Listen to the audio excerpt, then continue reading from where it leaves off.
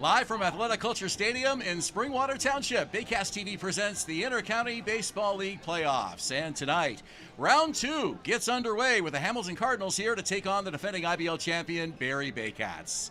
Hi, everybody, and welcome. Julius, Hern, and Ben Davy with you tonight. And the Barrie Baycats get to round 2 by the skin of their teeth. After falling behind in the series with Toronto 2-1, they come through and pull it out in 5 games. And the lineup struggling in part, 3 or 4 players really having a hard time at the dish offensively, among them Nolan Macabrota, but he comes through with the game-winning RBI, the biggest hit in the series to send Barrie to round 2. Yeah, he was 0 for 19 in the series ahead of that at-bat, so it couldn't have come at a better time for him. We've also seen Noah Hall really struggle in that series, but he's coming in with some renewed confidence, kind of a clean slate as we enter round 2. But Hayden Jaco comes back into the lineup, a guy we didn't see in the first round of the series, so he's a name that the Baycats are sure going to have maybe inject some of that extra firepower that they're really going to need against this Cardinals lineup. The Hamilton Cardinals might be a bigger threat to the Baycats offensively than Toronto was. They put up some big numbers in their playoff series against the Chatham-Kent Barnstormers, some high-scoring games, but some really close games as well. Yeah, a lot of really close games. We saw a lot of home runs,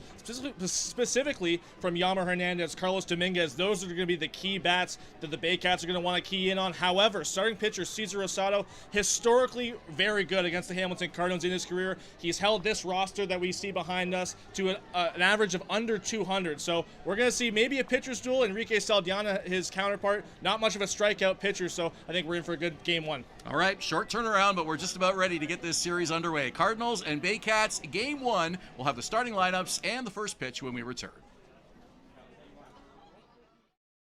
Danielle May Real Estate, supporting the Barrie Baycats and ready to help with all of your real estate questions. What is your home worth? Should you sell now or wait? Danielle is dedicated to your success. The next time you think real estate, think Danielle May.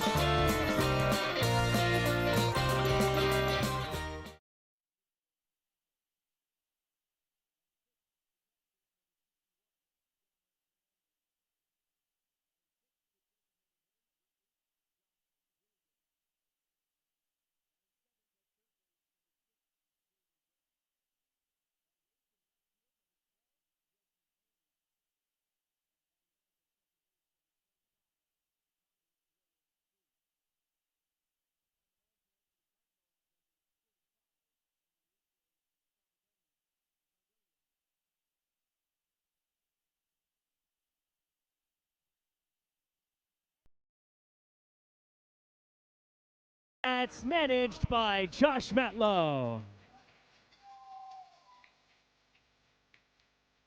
Batting first, playing center field, number 95, Noel Mudgary Doyle. Batting second, the shortstop, number 11, Brandon Hernandez. Batting third, the second baseman, number 0, Francisco Hernandez. Batting fourth at first base, number 20, Nolan Macabrota. Batting fifth, the left fielder, number 6, Tristan Clark. Batting sixth, the designated hitter, number 28, Noah Hull. Batting seventh at third base, number 55, Hayden Jaco. Batting eighth, the catcher, number 44, Tyler Plumpton. Batting ninth in right field, number 43, Clayton Keys.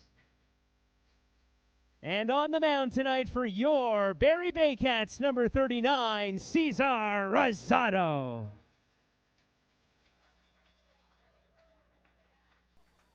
Here are the umpires for tonight's contest. Calling the balls and strikes, we have Francesco DiBiase.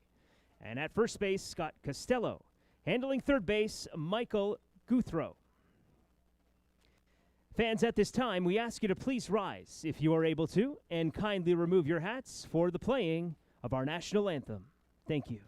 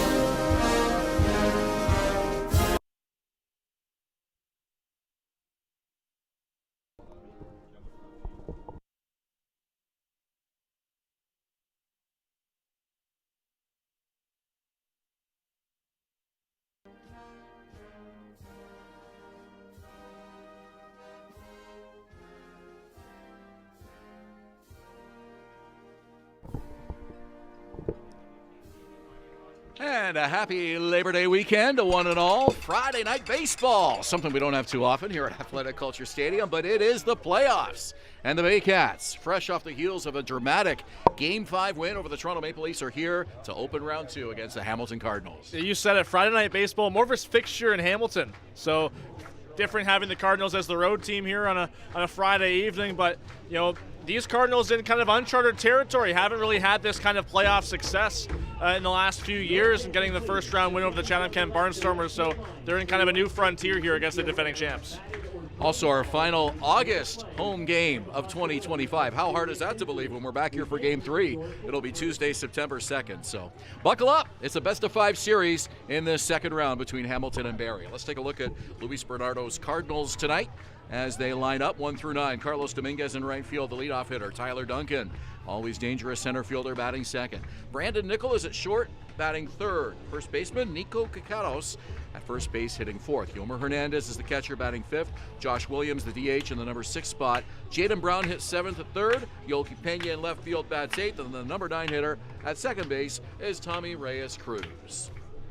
On the mound for the Barrie Baycats, it's going to be Cesar Rosado. His last time out against the Hamilton Cardinals was his first time pitching at home against the Cardinals, who, as I mentioned, he's historically very good against compared to all the other opponents in the IBL. But that outing was very rough for him, only 2 1/3 innings. He had one really nice 3-up, 3-down inning, but he got roughed up in the first and third respectively. But last time in Hamilton against the Cardinals, 7 scoreless.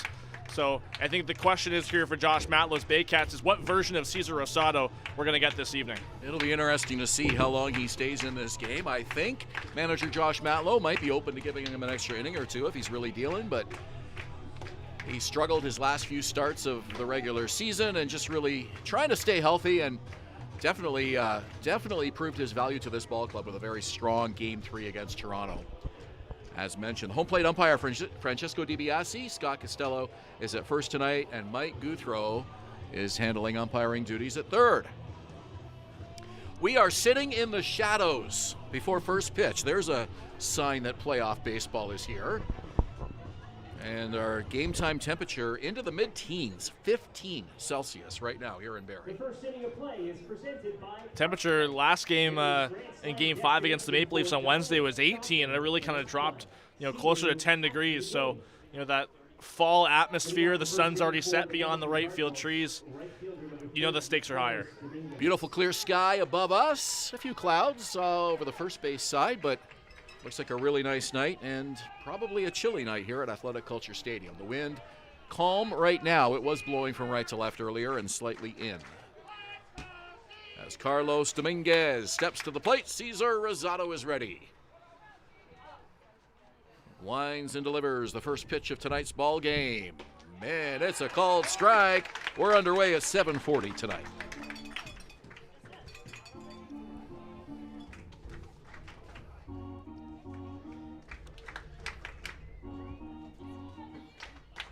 Tyler Plumpton handling catching duties tonight, coming back from an injury in the Toronto series. Sets the target. Rosado with a full windup. And it's hit down the third base side and into left field for a base hit. Dominguez is aboard. And the Cardinals start the game with a base hit. Let's give you the defense here for the Barrie Baycats behind Cesar Rosado. In left field, Tristan Clark. Center field, Noel McGarry-Doyle. In right field, the former Cardinal, Clayton Keys. Hayden Jacobs back at third base. It's the Hernandez brothers, Brandon and Francisco, at short and second base. Nolan Macabrota is at first. And Tyler Plumpton, a surprise start behind the plate after getting hit by a pitch in Game 2 against the Maple Leafs. Keys, one of a number of former Cardinals that have joined this Baycat club here in 2025. And Keys was behind the batting cage, catching up with a few friends prior to tonight's game. As Tyler Duncan comes to the plate. 1 on, nobody out. Shows bunt, pulls it back. It's a called strike. You mentioned Keys catching up with some of his former teammates that are still on this Cardinals roster. Tyler Duncan, someone he mentioned to me, is still very close with, both of them, including Tanner Rempel, who's not active this evening, all played on the junior national team back in 2016. Nolan Macabrota holds on Carlos Dominguez, who led the Cardinals in stolen bases with 20. And he draws a throw and it gets away. He gets tangled up between the legs of Macabrota, but is able to get to second. And he's going to try for 3. The throw from Hernandez, not in time. So the Cardinals get the potential game's first run 90 feet away. That is smart base running there from Carlos Dominguez. I can see a little bit of a hesitation as he rounded second base there, but I think what clicked in his mind was if he gets thrown out at third, he would have been given third base anyway due to the obstruction at first base that was noticed there by first base umpire Scott Costello. So Tyler Duncan now with a 0-1 count and a runner at third base as the Cardinals look to strike early in this game. Pulls that bat up high as he waits for Rosado's pitch, and it's outside, 1-1. Duncan led the Cardinals in home runs and RBIs in the regular season. 7 homers, 30 ribbies, and scored a team-leading 31 runs as well. Dangerous hitter here for Cesar Rosado to face with a man on early. Duncan waits for the 1-1 pitch. And that one just missed away, 2-1. Duncan just 1 for 9 in his career against Cesar Rosado, but last time he faced him, a couple walks. So I'm sure he's going to come into this at-bat with similar kind of patient approach as he had a few weeks ago. Duncan doesn't crowd the plate, but he's got that back foot right on the chalk. He's pretty far back in the box. Waggles the bat, keeps his weight back as he waits for Rosado's 2-1 pitch coming up. Here it is. And he fouls it back off the mask of, I think, the catcher, Tyler Plumpton. And that's where we're going to see the ball hand delivered there from Francesco DiBiase.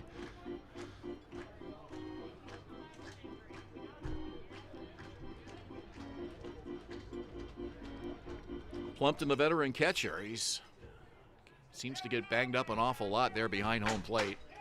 Foul tips and all kinds of action around the plate during the course of a ball game. Blocking pitches in the dirt and you name it. He has taken his share of bumps and bruises, this season included. 2 balls, 2 strikes. Here's the crowd behind Cesar Rosado. Takes a deep breath, looks in. And here's the 2-2. Off speed, it's a called strike.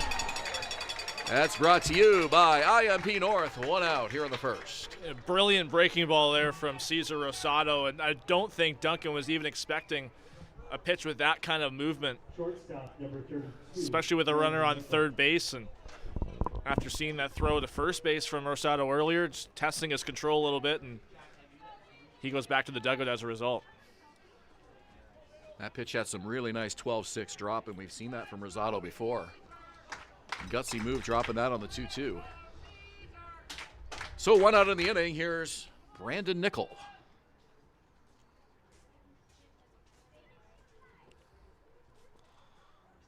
Rosado's first pitch to Nickel, right down Broadway for a called strike.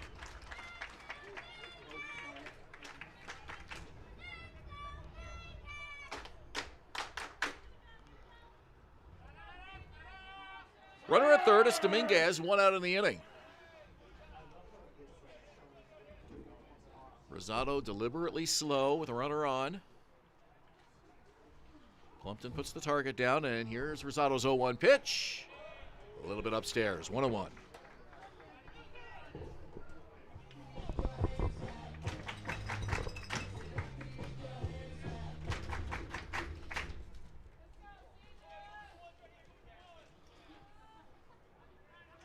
One ball, one strike to Nickel.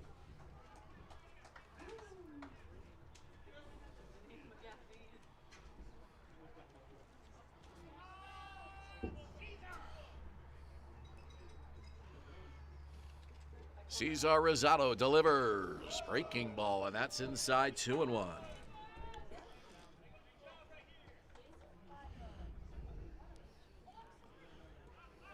Nickel originally from Coombs, BC. A really nice IBL rookie year for him. Hit .305, was an all-star selection, and 7 home runs, 27 RBI in 39 games. Very reliable number 3 hitter for the Cardinals this season. Rosado's ready. 2-1 pitch. Popped up, right side, should be foul, and it is. And yet again, we see Cesar Rosado kind of building the tension. You hear this kind of the silence of the crowd waiting for Rosado to finally go into his windup.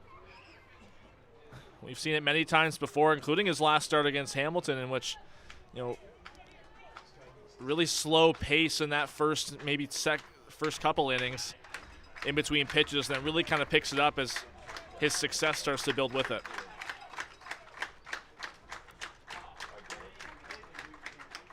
Two-two pitch. Bounces up to the plate. The appeal, he didn't go.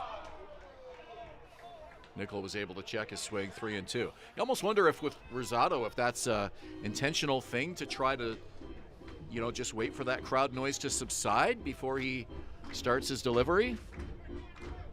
Who knows? But it seems like that rhythmic applause always sort of peters out before he comes to the plate with his pitch. I think you also got to wonder, too, of how much the base runner plays into that as well. Don't typically see it a whole lot as far as I can recall with the base is empty, but with Dominguez on third and Rosado essentially looking right at him, you got to wonder how much that plays into it. Dominguez just a couple steps off the bag right now. Here comes the pitch from Rosado. Swing and a miss by Nickel. Back-to-back strikeouts for IMP North, 2 away in the first. He tried getting him on that same curveball he got Duncan on, but ends up going back to an outside fastball, and Nickel definitely couldn't hold up his swing on that one. Nico Kakatos has been very dangerous against the Barrie Baycats in 2025, leading the Cardinals with a .324 average this season. He's had some big moments this year, and he'll have an opportunity to get Hamilton on the board first.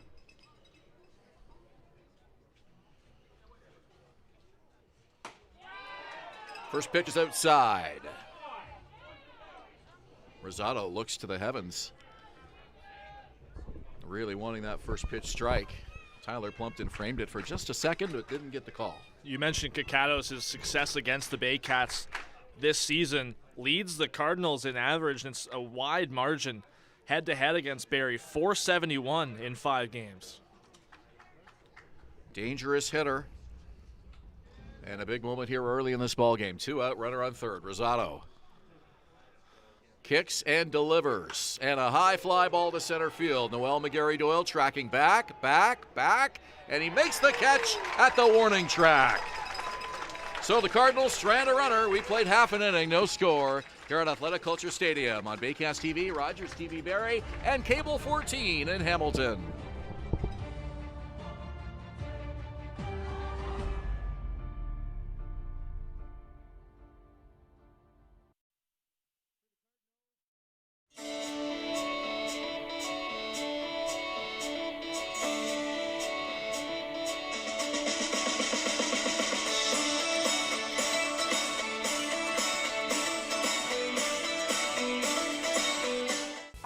friends from 400 Chrysler and Barrie Chrysler Dodge Jeep Ram. This year, we are the community partners of the Barrie Baycats. Community is near and dear to our hearts here at the dealerships and one of our core values, so we can support local and shop local.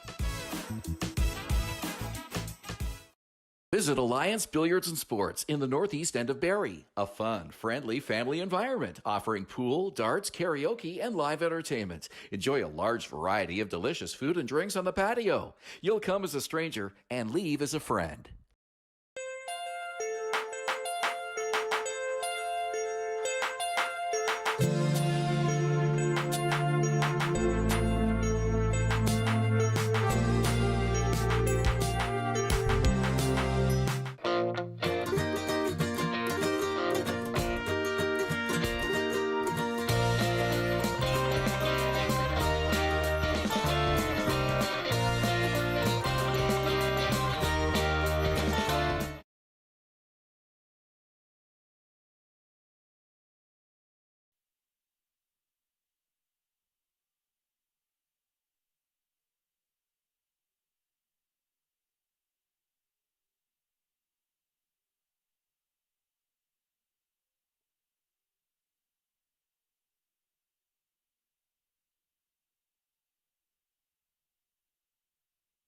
First inning of play is brought to you by Park Place, Barrie's Grand Slam destination for dining, shopping, and fun. See you after the game. Here come the Barrie Baycats. Noel McGarry-Doyle leading off in center. Brandon Hernandez at short bats second. Brother Francisco at second bats third. Nolan Macabrona, the cleanup man at first base. Tristan Clark hits fifth and left. Noah Hull, the DH, bats sixth. Hayden Jaco in the lineup tonight. He's at third base batting seventh. Tyler Plumpton back behind the plate, hitting eighth, and the number 9 hitter is right fielder Clayton Keys. Enrique Saldana, first appearance in Barrie this year, second overall against the Baycats. First one who only went 4 innings in Hamilton and was scoreless up until the 5th inning, in which he didn't record an out. Gave up 5 earned runs on 6 hits. Had 3 walks. Not really much of a strikeout pitcher. Starts a lot of hitters with the fastball and works his breaking stuff in throughout the at-bat. 1-1 count to Noel McGarry-Doyle.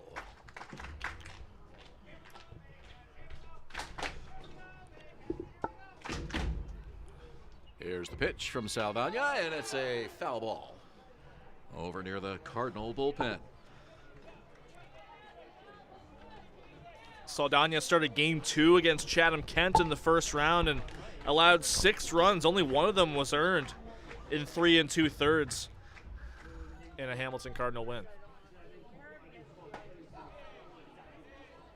1-2 count here to Noel McGarry-Doyle.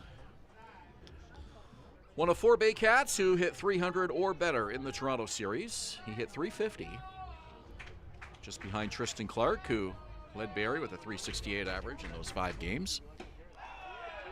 Pitch is inside. Count is now full 3-2. Yeah, a big chunk of Tristan Clark's success, I think, that boost him as the team lead was a really nice performance in Game 5. 3 for 3 with a walk and a double. Boy, they needed him that night. 3-2. Here's the pitch, and it's fouled away as McGarry-Doyle stays alive. The other 2 Baycats to hit better than 300 were the Hernandez brothers. The top of the order was very effective for Josh Matlow. Number of players in the bottom half really struggling at the plate. Adam Ott had a big moment with a home run in that series. There's a line drive to center field. It's a base hit. Noel McGarry-Doyle gets aboard. 1 on with nobody out for the Baycats. Let's give you the defense here for the Hamilton Cardinals. It's Yolki Pena in left field, Tyler Duncan in center, Carlos Dominguez in right. On the infield, Jaden Brown gets the start at third. Brandon Nickel at shortstop, Tommy Reyes-Cruz at second, Nico Kakatos at first, and Yammer Hernandez is the catcher. Brandon Nickel, not to be confused with Brandon Nicholson, who we were talking about this during the commercial break. I almost referred to him as another player who was with the Hamilton Cardinals, not here this year.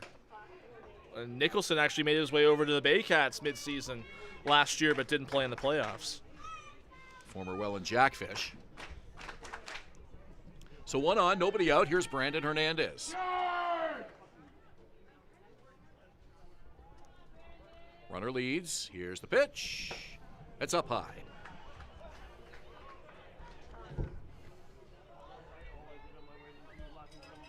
Baycats didn't steal a whole lot as a team in the regular season, but Noel McGarry-Doyle led the way with 5. They really seemed aggressive early on in Game 5 against the Maple Leafs.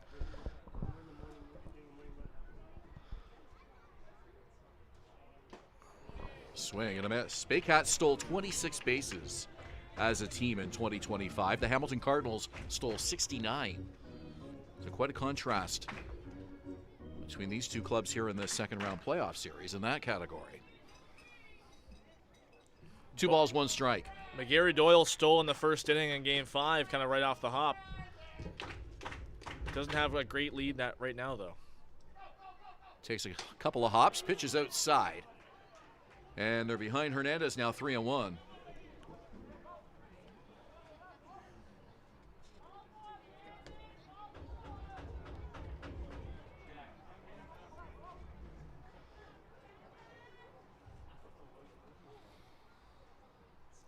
No score. We're in the bottom of the first. Enrique Saldana is ready. Delivers. Runner goes on the ground to second, and it's through into center field for a base hit. Rounding second is McGarry-Doyle. He'll stop at third. Baycats have runners on the corners with nobody out. Didn't look like McGarry-Doyle had a great lead when he broke to second, but Brandon Hernandez really coming through on a hit and run call and does exactly what we saw in this first inning in Game 1. Very similar.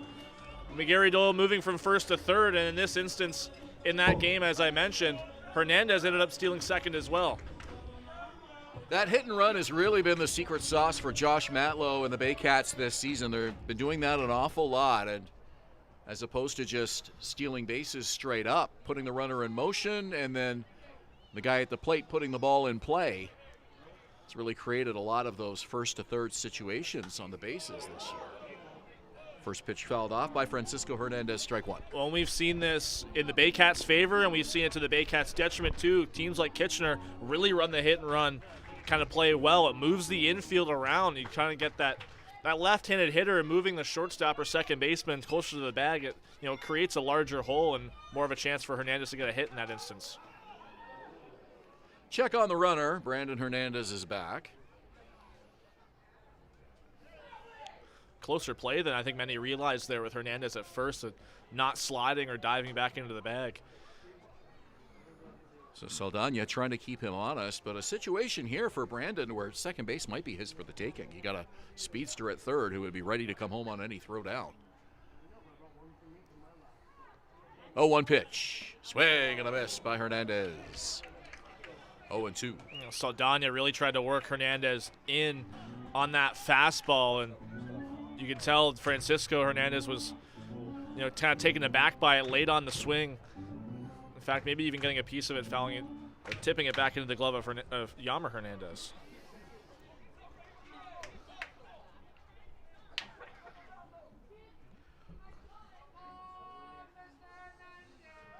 And another throw over to first. Saldana really occupied with Brandon Hernandez. Keep in mind that's disengagement number 2 for Saldana. So another one he'd have to make an out on a pickoff attempt. Hernandez leads. Let's see if he's thinking about going here. It's an 0-2 count. He does not go, and it's a pop-up, shallow left field. Hangs up for a long time. Yolki Pena makes the catch. McGarry-Doyle tags. He scores! Throw to second, and that ball gets away. Down to third goes Brandon Hernandez, and the Baycats lead 1-0. Brandon Hernandez had that play in mind, that as soon as the ball went off the bat of his brother, he went back to the first base bag and tagged up as if he was on third base trying to score. So when that throw came, he noticed that throw coming in, past the shortstop nickel. He knew that he can get to second base, and the cutoff throw gets into center field and gives him an extra 90 feet. So both teams getting a runner at third base in this first inning, but it's the Baycats cashing in on it on a sac fly by Francisco Hernandez to bring in Noel McGarry-Doyle. 1-0 Barrie.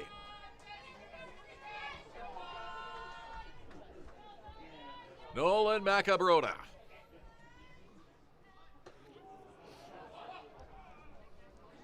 This man had the crowd here in an absolute frenzy on Wednesday night after his game-winning hit to clinch this series for the Baycats over the Toronto Maple Leafs in 5 games.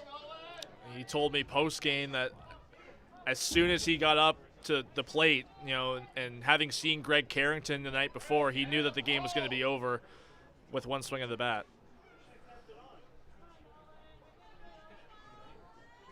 1-0 pitch on the way from Saldana. It's inside. He is one of the best left-handed hitters in the IBL, no question about it. Had an outstanding regular season, struggled in the playoffs in the first round, leading up to that big moment in Game 5. And you have to wonder what was going through his mind as they intentionally walked Francisco Hernandez to pitch to him. And that has not happened a whole lot in his career, where someone has been intentionally walked to pitch to him. Maybe he took that a little bit personally. I think from the Leafs' perspective in that situation, they're more thinking about the defensive aspect of getting Francisco Hernandez on first and loading the bases for a potential double play. Not as much to pitching to one of the best hitters in the league. Probably the only reason to do it in that situation. They pitching to a left-hander. Macabrota capitalized and was the hero of the night. 3-0 pitch. Called strike. He had turned towards first base and thought that pitch for sure was high. It was up near his shoulders. Well, Macabrota led the IBL in doubles this year with 15, just ahead of Brandon Nickel of Hamilton. And any other scenario, the batted ball that he had in that 9th inning would have been a double. Swing and a miss by Macabrota. Suddenly this at bat looks quite a bit different after that 3-0 pitch. It's now a full count.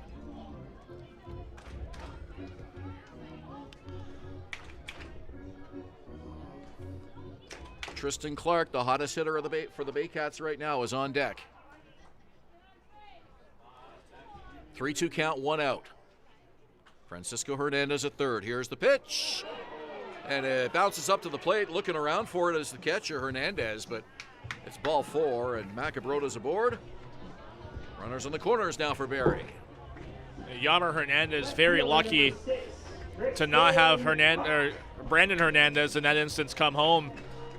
Tried to backhand pick that ball in the dirt from Saldana. It kind of goes off the heel of his glove, it looked like, and not knowing where it is, maybe getting tangled up with the umpire, but luckily for him, it stays within that, kind of ring around the home plate on the dirt. Tristan Clark with 9 home runs to lead the Baycats in the regular season. An outstanding first year in the IBL. And he hits this one to third. A throw from Brown in time for the out. Runner scores. 2-0 Baycats. And you'll take that if you're Tristan Clark. It's not a base hit, but he knows the value of putting a ball in play, especially in a scenario runner on third, only 1 out. It's going to be a tough play for Brown to go home with it. Takes the out and sacrifices a run. Well, that shows the approach at the plate for Clark, knowing that the job at hand is just simply get that runner in from third, and that's exactly what he did. 2-0 Barrie lead with 2 outs. Here's Noah Hull.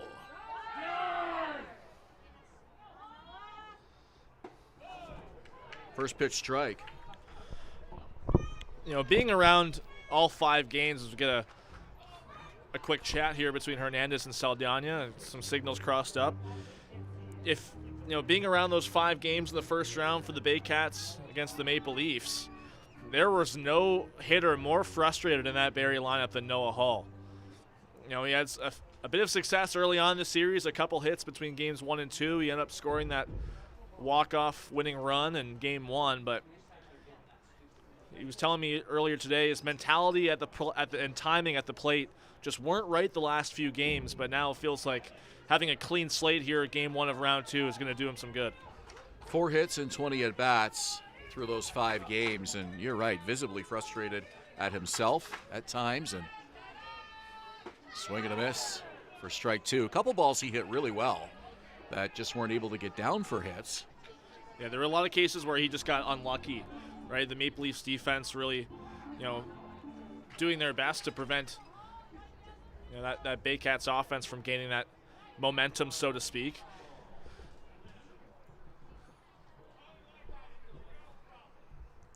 Runner at second, 0-2 count. Pitch from Saldana, foul back to the screen. But I also asked Hull, I said, was it a mechanics issue with him, do you think? And he said, it's not mechanics, it's more of the mentality and timing, and when you don't have those, the mechanics start to suffer. That frustration can really compound itself over a short series. Hull, of course, had a big moment in Game 1 where he scored the winning run and a thrilling walk-off win here to start the series. 0-2 pitch. Fly ball left field, pretty deep. Pena over to his right. It's a foul ball. So everybody will return. The count remains 0-2 to Noah Hull. Looked good off the bat, just kept slicing more towards that Cardinal bullpen. Yoki Pena gave that a good run. And keep in mind at Bernie Arbor Memorial Stadium, that bullpen is in play. Not the case here in Barrie, where in Hamilton you really got to be a bit more careful when you get further and further, from our vantage point left in foul territory. So another visit, Yomer Hernandez and Enrique Saldana. An 0-2 count and 2 outs to Noah Hull.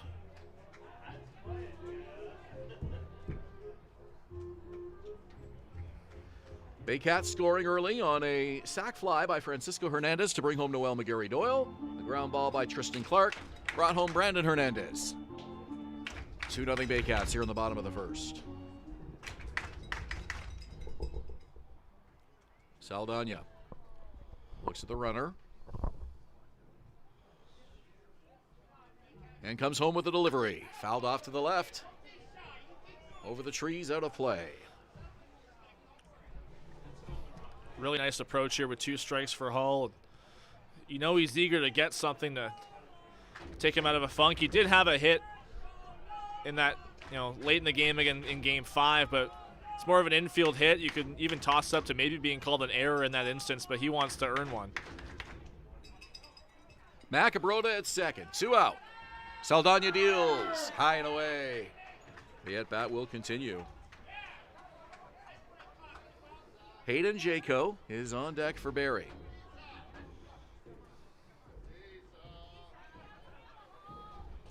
As a reminder, this series continues on Sunday afternoon at Bernie Arbor Memorial Stadium, a 2:05 game, the only afternoon game scheduled in this second round. Saldana kicks, delivers. Fouled away again to the left side. Hull's put a few over there now. Well, when it starts to be pretty much all night games, that's when it really starts to feel like, the playoff baseball, like the World Series, right? When, back in the day, that you used to be okay with seeing, afternoon World Series, Game 5 to Game 7. Nowadays, you don't see that anymore. 1 ball, 2 strikes. Saldana will try again. Here's the pitch. High fly ball, center field. It'll stay up there, though. Duncan, couple steps to his right, puts it away for the out, but the Baycats score a pair. We've played an inning here at Athletic Kulture Stadium. It's 2-0 Baycats on Rogers TV Barrie, Baycats TV YouTube, and Cable 14 in Hamilton.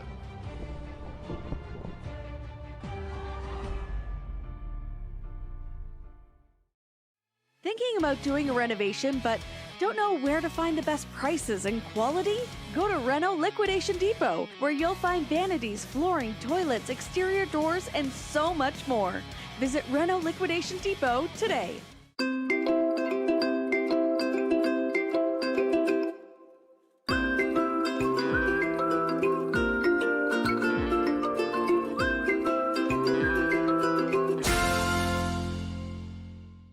Step up to the plate at Park Place. The latest fashion, delicious dining, exciting entertainment. Hungry after the game? Stop by one of their patios or grab a sweet treat for a grand slam of flavors to satisfy every craving. Park Place, where every visit is a home run.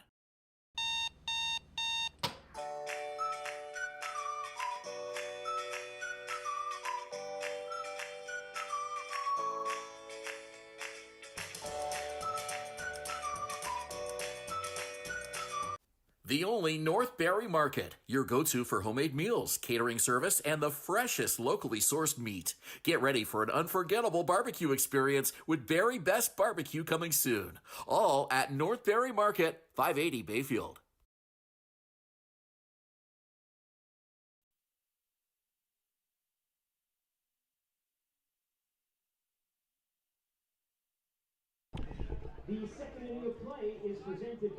Top of the second inning here at Athletic Kulture Stadium. Baycats on top 2-0. Ben Davy along with Julius Hern. Game 1 of the second round matchup between the 5th place Cardinals and the 2nd place Baycats. Yomer Hernandez, the catcher, will lead it off here for Hamilton. Josh Williams to follow, and Jaden Brown after that. Rosado gave up a leadoff single to Carlos Dominguez, but followed that up with back-to-back strikeouts, and then got Nico Caqueros to end the inning.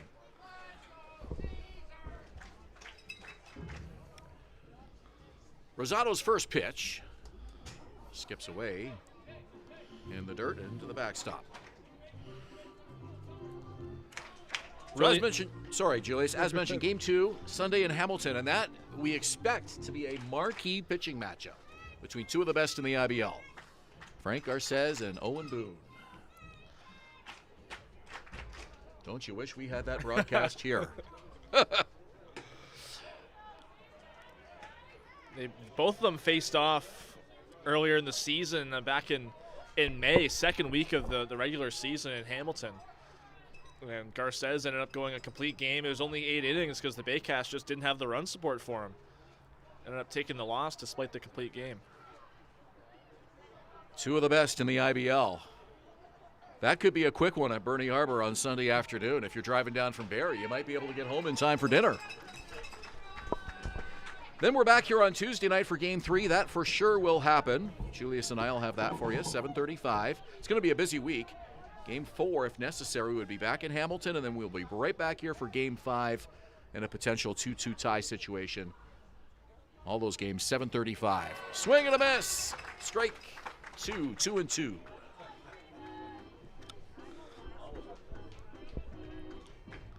Owen Boone, you mentioned, back in the IBL this year, took last year off and comes back, and it's like nothing really ever changed. Wins the ERA title his first season as a Cardinal. Only thing changed was the uniform. Same Owen Boone on the mound. And not to mention that no-hitter he had in Kitchener. 2 balls, 2 strikes. Tyler Plumpton sets the target as Rosado looks in. Here's the delivery. Swing and a miss, strike 3. A strikeout for IMP North. 1 out here in the second. It's a big out to start this second inning, considering how well Yammer Hernandez has been hitting. 6-11 in these playoffs. Has only struck out 4 times in that series against Chatham-Kent. Cesar Rosado really alleviated a lot of concerns, if there were any, in Game 3 of that Toronto series, pitching 4 really good innings. Turning the ball over to Ramon Enriquez, and did a nice job in Game 3, keeping that score close for Barrie. We'll see how many innings he gets tonight, but looking good so far. 1 hit, 3 strikeouts in an inning and a third. Make it 2 hits. That one might be a gapper. It goes all the way to the wall. Williams will come trucking into second. He's in there standing up with a double. Second Cardinal hit of the game. He pounced right on that first pitch. You saw the breaking ball right away. It kind of looked like a slider that was going inside from Rosado. Expecting a breaking ball on the first pitch and goes the other way with it. And that's what Josh Williams does. He's able to hit those gaps so well.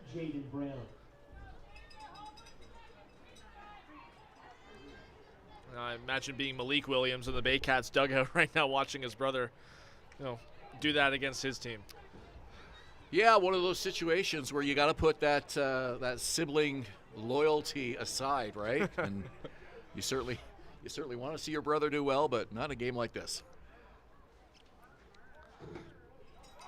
How often do you see that in sports? Not only in baseball, but professional sports. You see brothers end up playing head-to-head in a key playoff game. Well, I know Malik Williams wishes he could be on the field as well, and obviously a tough knee injury earlier this year in Chatham.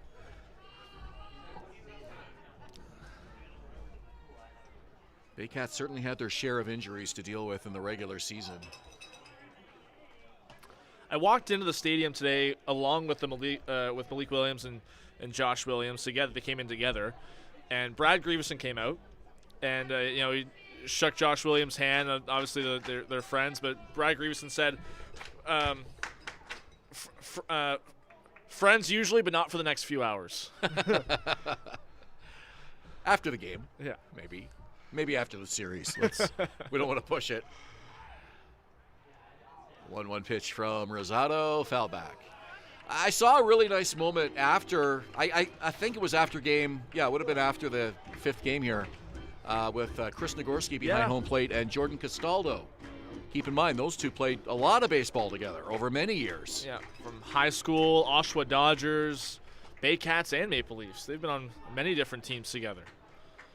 And so those two shook hands and in college, not to mention. College even. Wow, I didn't know that. Couple of IBL veterans and battled hard in that first round series. Close pitch from Rosado. He doesn't get the call. 2-2. So you wonder what the future holds for those two, Castaldo and Nagorski, and whether they're planning on being back next year or not. We'll see. 2-2.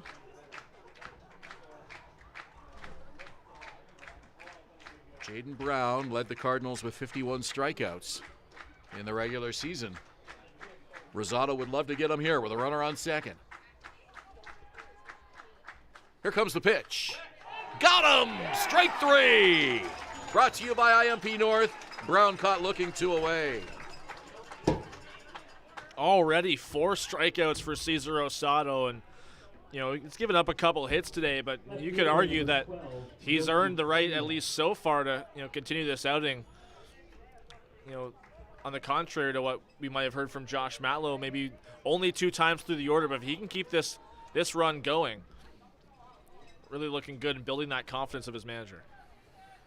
Well, one thing we know about Josh Matlow, sometimes he sticks to the game plan, but sometimes he will make those necessary adjustments and flow with whatever seems to be working at the time. You always got to kind of walk that line between what your game plan is and what your gut tells you. Well, if you think back to Game 3 against the Maple Leafs, he only allows 2 solo home runs, one to Justin Morrow, one to Marcus Connect, and other than that, very impressive. And Brad Grieveson even second in that to me, thinking that if you get a performance from Rosado like that, you usually win.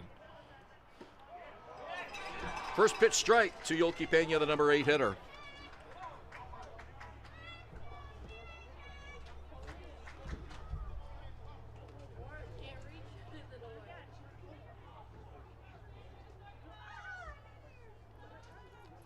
Oh, and 1 the count. Rosado 4 strikeouts already.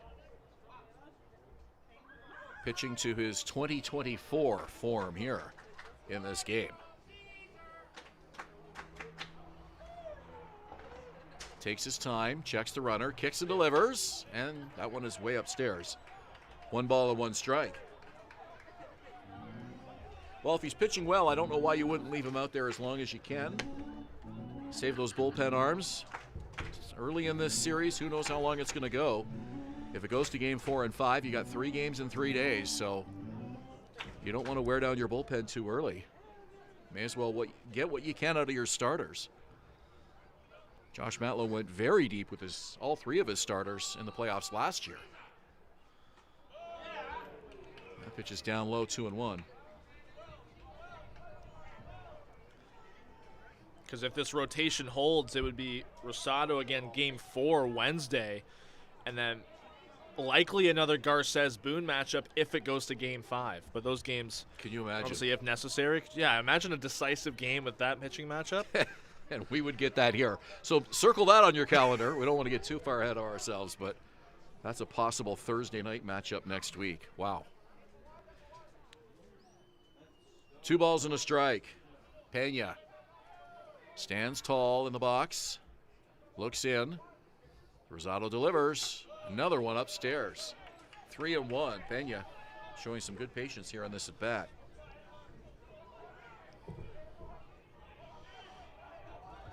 A lot of noise coming from the Cardinal dugout right now. They're encouraging Pena to put a ball in play here and get this runner in from second. Josh Williams with a double.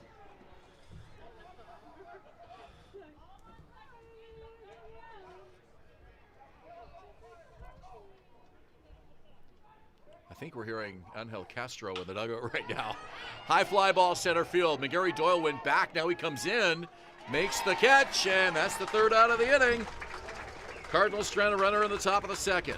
2-0 Barrie on Baycats TV, Cable 14 Hamilton, and Rogers TV Barrie.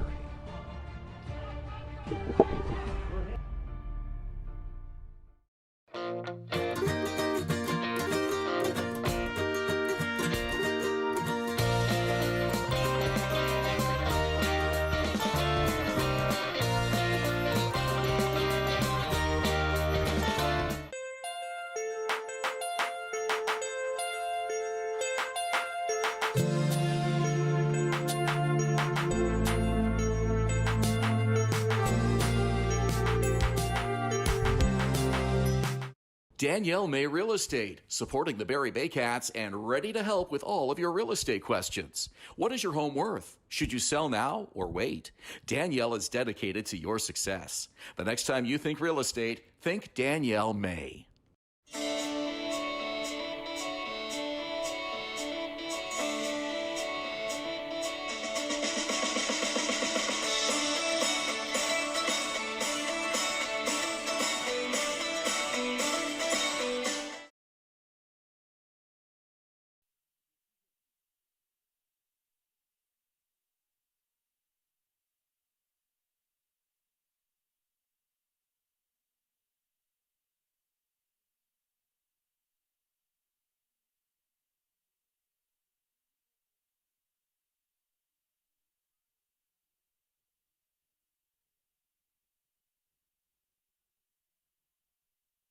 Second inning of play is brought to you by JC Unlimited Contracting. Design, supply, build, renovate. Servicing Simcoe region for over a decade.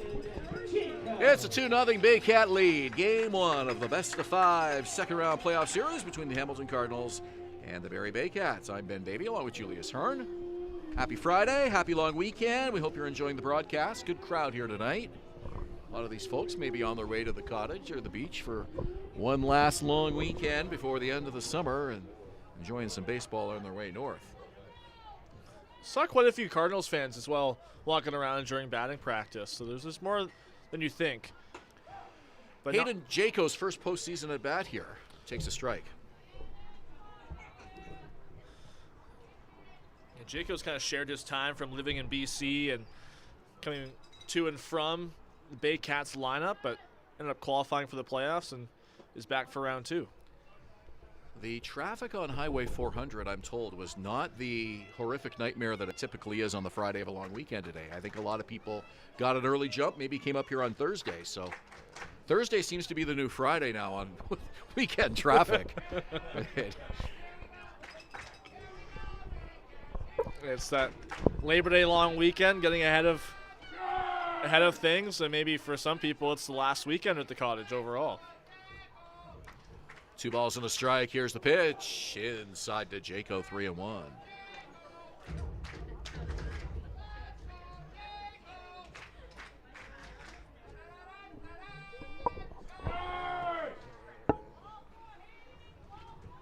Enrique Saldana with a full windup and the pitch. It's low and away, ball 4.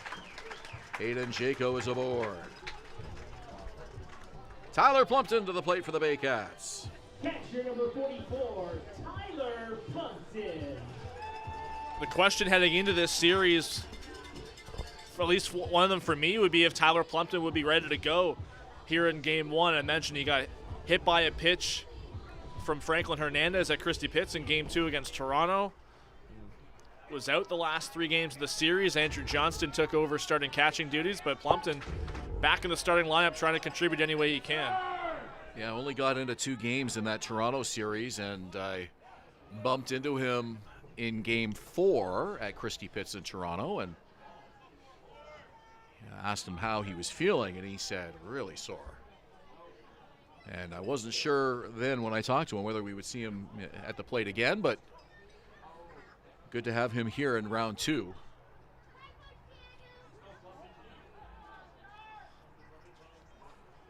Shows bunt, and that pitch is over his head. All the way to the backstop, and Jaco will go to second.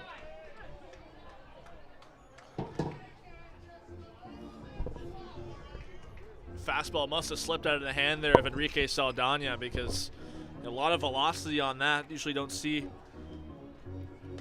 pitch go haywire like that out of his hand.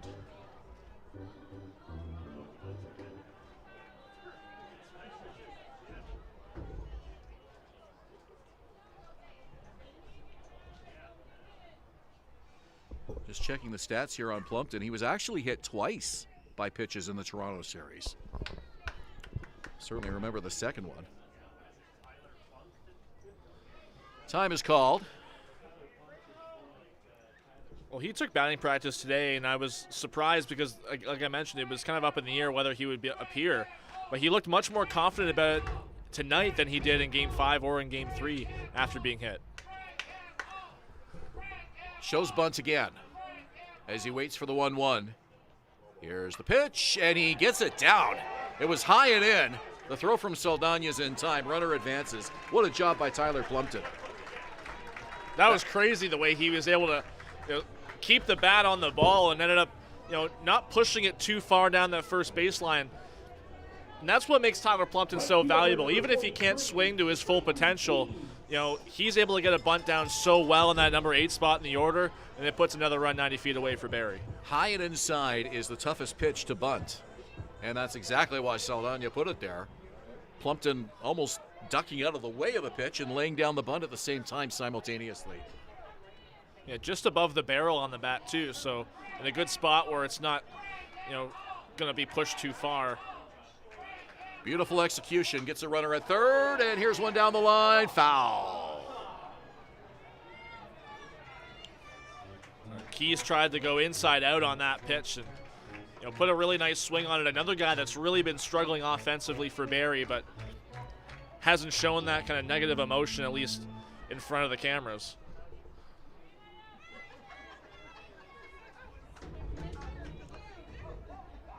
Couple of Baycats with bingo number batting averages. Keys is .071. Looking for a stronger performance at the plate here in round 2. 0-1 pitch. Called strike. I was talking to Keys pregame, and he was telling me it's a bit of a revenge tour. It's kind of serious for him. Obviously, he was a Cardinal 2 years ago in 2023, and things didn't end well there for him. And now as a Baycats, he knows a lot of the guys on this team. Is close with some, as I mentioned, but wanting to get back at the team that let him go. Here's the pitch, and he lifts it foul to the right side, way over the trees. Yeah, 4 Baycats on this playoff roster that are former Cardinals. Isn't that something?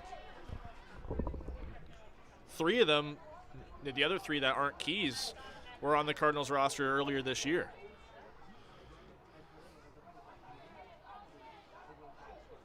No balls, 2 strikes, 1 out.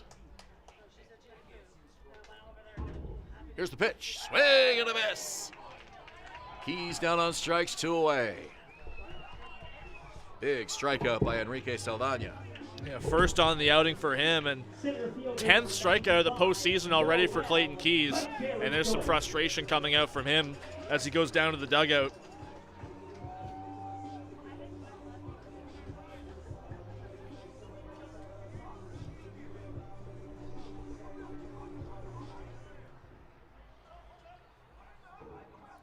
So here's Noel McGarry-Doyle, singled and scored to get Barrie on the board in the bottom of the first inning. Enrique Saldana delivers. First pitch is inside. They appeal at third, and he did not go.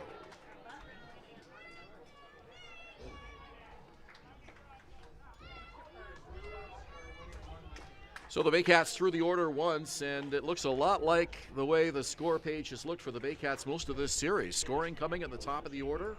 Other than the Hayden Jaco walk, nothing really happening 5 through 9 so far tonight. That strike to McGarry-Doyle there.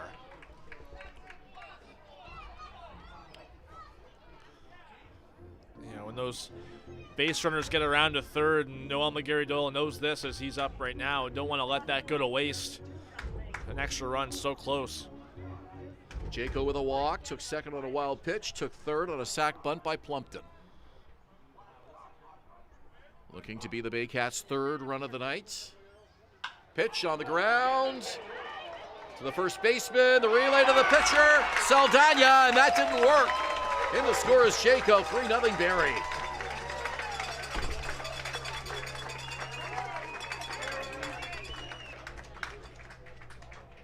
That's going to go down as an error on Nico Kakatos because left that toss a little too far behind Saldana, had to kind of slow his roll and reach back, and that trying to take his momentum to the first base bag with the ball and was unable to do so, and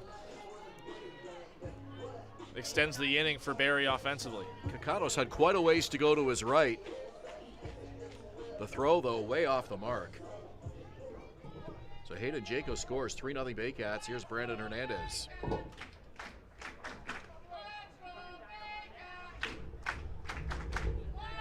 Two out in the inning. Saldana to Hernandez, and that one sails high. Just trying to mix in a curveball there on the first pitch against the lefty Hernandez, and slipping out of the outside of his hand. McGarry-Doyle had one steal in the Toronto series. Well, they executed the hit and run in the first inning.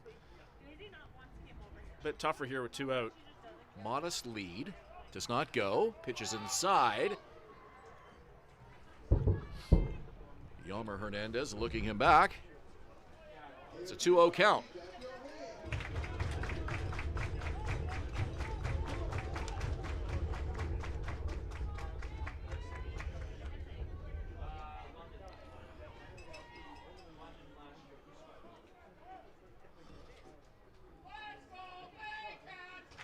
Saldana delivers. Popped up over near the Hamilton dugout, and it lands just beyond. 2-1 the count.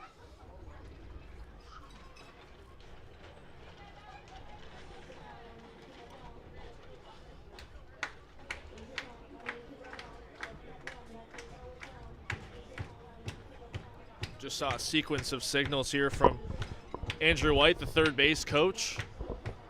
You gotta wonder if maybe they're gonna try and hit and run again. Be an advantageous count to do so, 2-1. McGarry-Doyle at first, takes a couple of steps off the bag.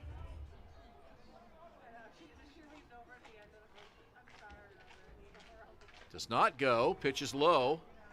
Hernandez keeps it in front of him.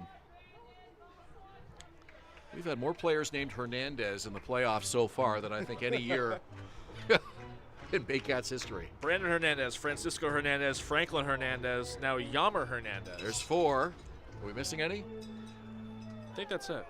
So far. So far. I don't think Wellender Guelph would have any, so. None come to mind. 3-1 pitch, runner goes, outside, ball 4. Inning continues. Second walk served up by Saldana in the inning. Here's brother Francisco. And we're going to get a mound visit here from Angel Castro, Cardinals pitching coach. And yeah, I think this is an overdue mound visit here. It's only the second inning, but Saldana really struggling with a bit of control as his outing progresses. You mentioned that his second walk, and the error doesn't help things. Imagine that run. It's going to be, from this inning, it's going to be unearned. Angel Castro, one of the most vocal pitchers I have ever seen in this league, both on the mound and in the dugout, and now as pitching coach. You can hear him yelling words of encouragement to his players all game long, and I wonder how loud he is in these mound visits now. He's on the other side of it as a coach, so. Well, he's got that major league experience, right? So a lot of these players look up to him, and I was mentioning to you in the commercial break, John Javier of the Toronto Maple Leafs told me in the last series, or earlier this season, he came to the IBL because of Angel Castro and the reputation that he has and the way he was speaking the league up.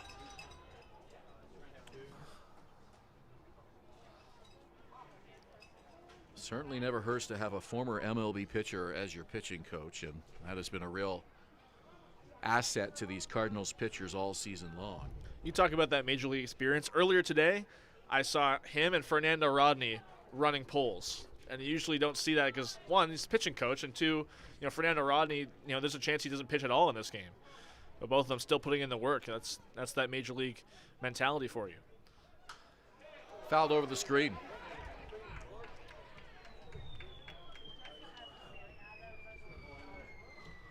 July 10th was when the Cardinals fired manager Chris Piano and the entire coaching staff, and they brought on Luis Bernardo as manager, Angel Castro as pitching coach, and oddly enough, that announcement came just days after a 15-2 win over London. So it didn't seem to be a performance-related shakeup. The Cardinals were pretty close to the 500 mark under Chris Piano, a 10-12 record, so kind of a mediocre first half. Certainly expectations were high for this ball club, but I don't think anybody was really pushing the panic button with a 10-12 start. Yeah, when that news came out, it shocked me.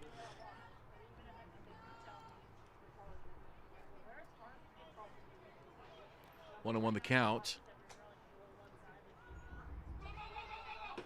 Pitches outside. I did a pre-series interview with Cardinals manager Luis Bernardo, which you can see on my Instagram page. I'm Ben Davy on Instagram. Send me a follow and you'll get a chance to see that. I tagged the Cardinals as well if they want to repost it. But I asked Luis Bernardo about the managerial change and what he thought may have necessitated it. And he just simply pointed to the fact that it's a young team and they just needed somebody to work with the young players and help with some motivation and some fresh energy, basically. And there's a called strike. That basically was all that Bernardo said about it.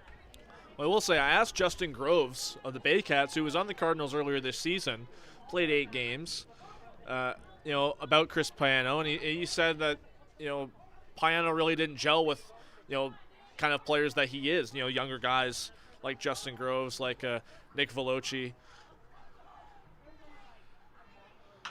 On the ground, over the mound, picked up by the shortstop, throw to first, not in time, as it pulls Kikanos off the bag, and in to score comes Noel McGarry Doyle.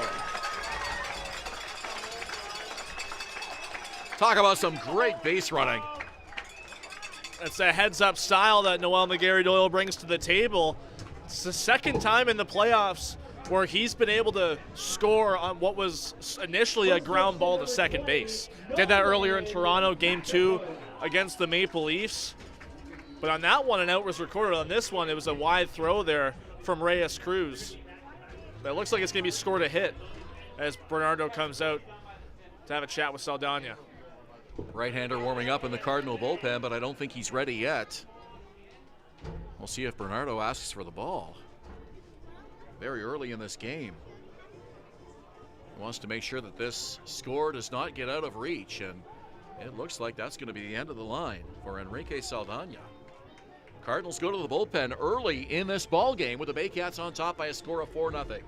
We'll step aside. You're watching Baycats TV on YouTube, Rogers TV Barrie, and Cable 14 Hamilton.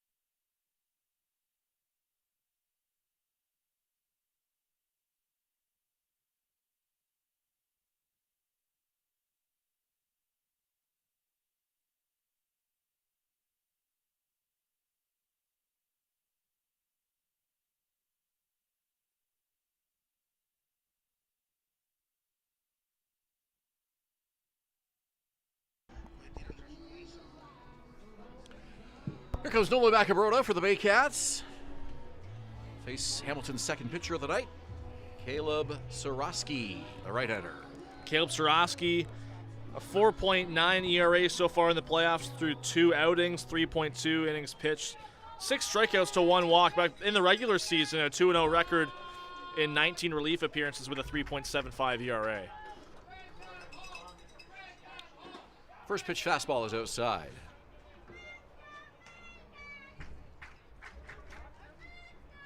4-0 Barrie, 2 aboard. 2 already across in this inning for the Baycats. Manager Luis Bernardo taking no chances, going to his bullpen early here, trying to keep this lead from getting out of hand. Called strike. Mentioned my interview with Luis Bernardo, which once again you can see on my Facebook or my Instagram page. I am Ben Davy. Send me a follow and you can hear what Bernardo had to say prior to today's game. Macabrota waggles the bat. Sorosky's pitch, lifted foul. Also asked Luis about the Jonathan Salazzo situation and something that you had reminded me of, Julius, and just to try to get his perspective on whether it was a possibility that he could have played and been here, and what sort of his take was to lead into the situation with Salazzo not being with the Cardinals. And all Bernardo basically would say was that there's a good chance he'll be back with the Cardinals next year, and they had reached out to him and they were waiting to hear back, and they texted him and he never responded. So he didn't want to add much more than that, and we moved on with the interview at that point. But really unfortunate, because I know a lot of Cardinal fans would have loved to see him in this series. Yeah, and he was great. He's been great against the Baycats historically in the playoffs, so it would have been a great matchup to see. Former Toronto Maple Leaf. Macabrota works the count to 3-2. You know, I reached out to Salazzo a couple weeks ago and asked him myself, and he said it was more of a there was one specific incident that kind of led to things from his perspective, but him and Bernardo really didn't see eye to eye since he became manager. Interesting to see where he ends up next year. 3-2 pitch, runners go, called strike 3. Macabrota pleads his case to no avail, but a big strikeout by Caleb Sorosky to put out the fire. Not before the Baycats strike for a pair. It's 4-0 Barrie after 2. On Rogers TV, Baycats TV, and Cable 14 Hamilton. The Collingwood Brewery at 10 Sanford Fleming, producing delicious lagers, ales, and seltzers since 2014. The proud home of the Baycats Brew. Check out their retail shop and tap room, and select products at the LCBO, beer store, and grocery stores. Cheers, and go Baycats!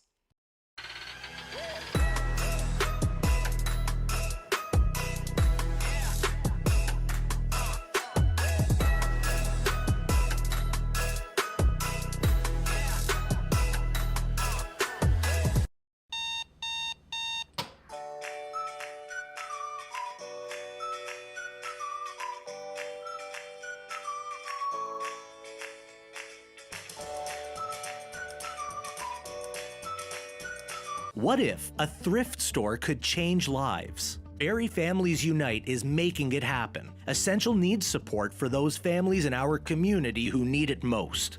Charity gives. Dignity empowers.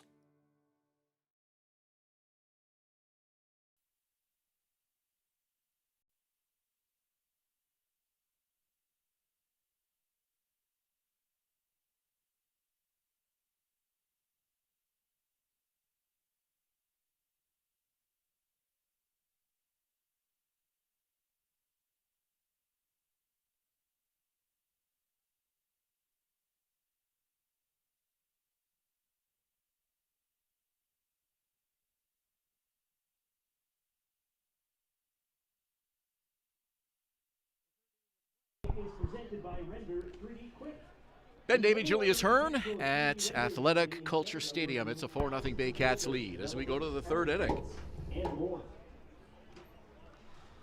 If you're just joining us, you haven't missed much. We've only played 2 innings, but you've missed a lot. The Baycats have scored 4 runs.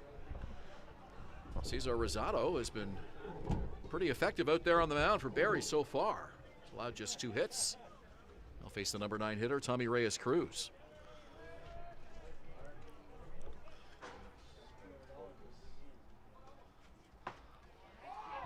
So an hour and 7 minutes into this ball game, Reyes-Cruz gets his first at bat of the game.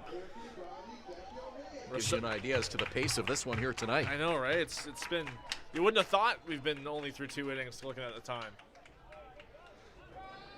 Well, the Baycats have had a lot of offense going, and Rosado notorious for taking his time out there on the mound, even when they're not scoring runs on him.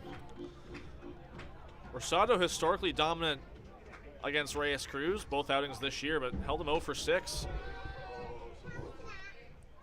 in their 2 games against each other, but 3 strikeouts. Reyes-Cruz trying to turn the tide here. New slate here in the playoffs.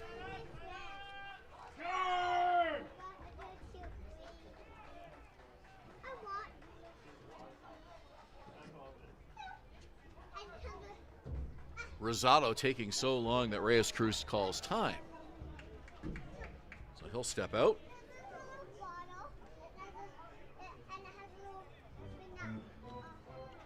Well, it is a Friday night, so we'll see how long this crowd hangs in here tonight. The temperature dropping quickly. Yeah, with the pace of this game the way it is, I mean, Baycats getting some early offense, something they haven't had a lot of lately, and that includes, towards the tail end of the regular season.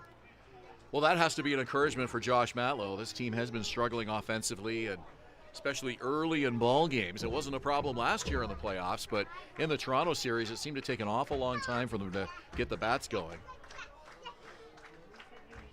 4 runs through 2 innings here tonight. 2-2 pitch from Cesar Rosado. Inside, and the count is full. Those last couple fastballs from Rosado have been, at the shins basically of Reyes-Cruz inside. Hasn't given him a whole lot to make strong contact on, but see what his approach is. 3-2.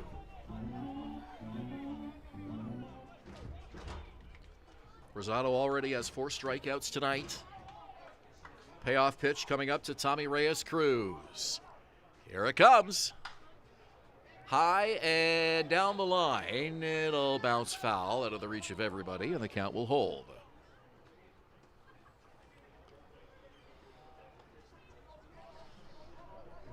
Rosado gave Reyes-Cruz another fastball and really amped up the velocity there. Reyes-Cruz was behind it considerably.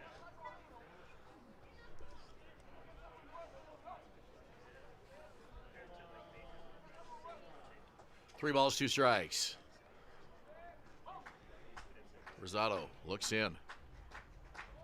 Gets the sign he wants from Plumpton. Rocks into the windup. Here's the pitch. Swing and a miss. Strike 3. It's brought to you by IMP North. 1 out in the inning. This telecast is presented by the authority of the Intercounty Baseball League and the Barrie Baycats Baseball Club. And the accounts and descriptions of this game may not be disseminated without expressed written consent. Any rebroadcast, reproduction, or retransmission in any form is strictly prohibited.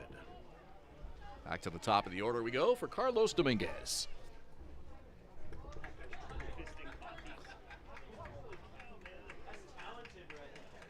I want to welcome our viewers watching from Hamilton on Cable 14 tonight. We do have a good number of Hamilton fans that have made the trip up for the game here this evening. Good to see. Saw Cardinals in-game host Emily Thompson at the ballpark as well. Well, she does a fantastic job, doesn't she? Yeah, absolutely. Hamilton's in-game presentation is as good as they get around the IBL. No balls, 2 strikes. Of course, they hosted the All-Star game this year and did a great job with that. I'm always impressed with the energy in the ballpark. They got a really young crowd. They have a ton of the games on the field. A lot of creativity. No balls, 2 strikes. Rosado's delivery. Foul back to the screen. Now, if you've never been to Bernie Arbor Memorial Stadium, you can head down Sunday afternoon or Wednesday night. Games 2 and 4 of this series will be in Hamilton. Obviously, game 4 if necessary. Yep. Alec Murray will have the call, and Neil Sravastava more than likely as well. Joining him, I would expect, for viewers at home. Time is called. Dominguez steps out. Yeah, Reed and Neal do a great job. I was happy to be on Reed the Duffy, I'm sorry. I said Alec Murray. I was really happy to be on the broadcast with them in the All-Star game. It was really fun. Alec worked the All-Star game in Hamilton. Yeah, he did the Derby. The Well and Jackfish games. Yeah, and Alec did the Derby in Hamilton along with Neal as well this year. It's an 0-2 count to Dominguez.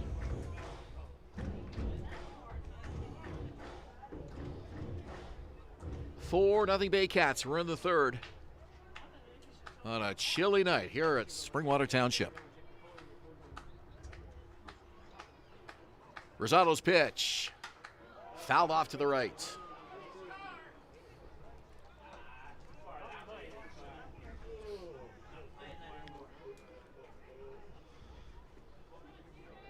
Dominguez, one of just 2 Cardinals to reach base so far. Still very early in this game. We're only in the top of the 3rd inning.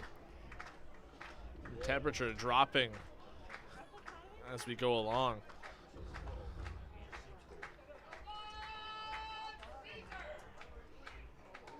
Pitch is high and inside, and Dominguez drops the bat.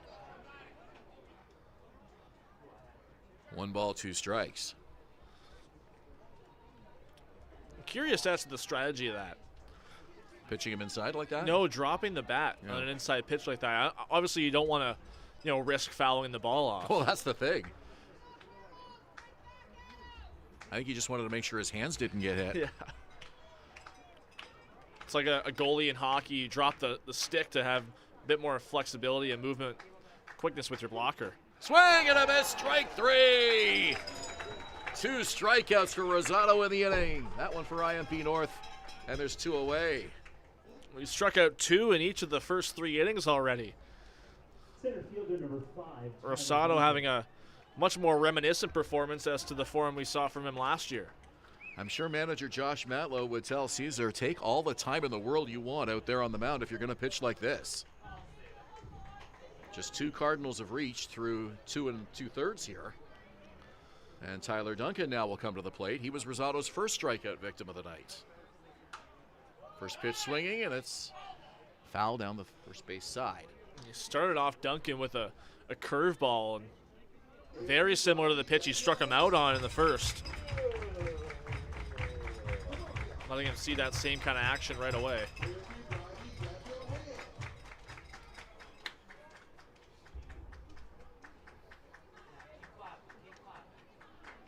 Oh, 1 pitch from Rosado. High and away. I think we need free espresso vouchers for fans on nights when Cesar Rosado pitches. Wouldn't be a bad idea. I might have to take advantage of that. If that happens. Oh, it's fall. We could have pumpkin spice lattes, maybe. Oh, true. Just because of the pace of his pitching. It's so slow. He's been effective tonight, though. 1-1 pitch. Swing and a miss. Strike 2.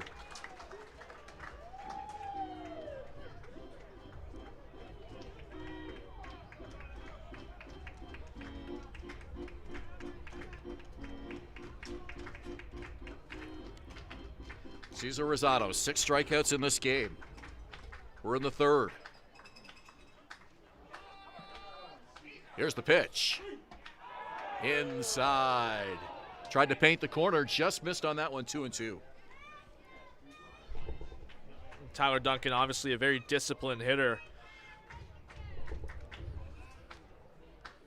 Almost wonder if Rosado is trying to outpitch his teammate Frank Garces with these strikeouts here. Frank had 13 in game 1, 15 in game 4. Here's the pitch. Outside. 3-2 now, another close one. Well, Rosado's career high is 12. Well, depending on how many innings he goes, he's certainly on pace for that. 3-2. Getting a call here would give him 7.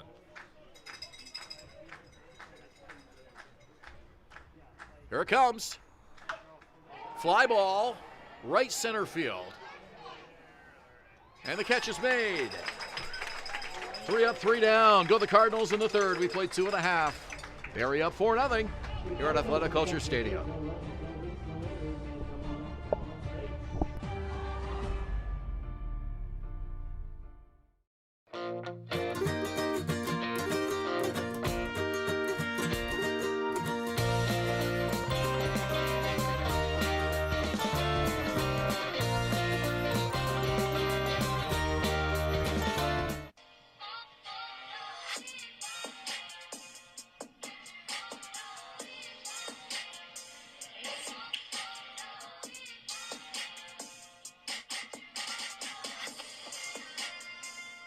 Hi, I'm Chrissy Fans from 400 Chrysler and Barrie Chrysler Dodge Jeep Ram. This year, we are the community partners of the Barrie Baycats. Community is near and dear to our hearts here at the dealerships and one of our core values, so we can support local and shop local.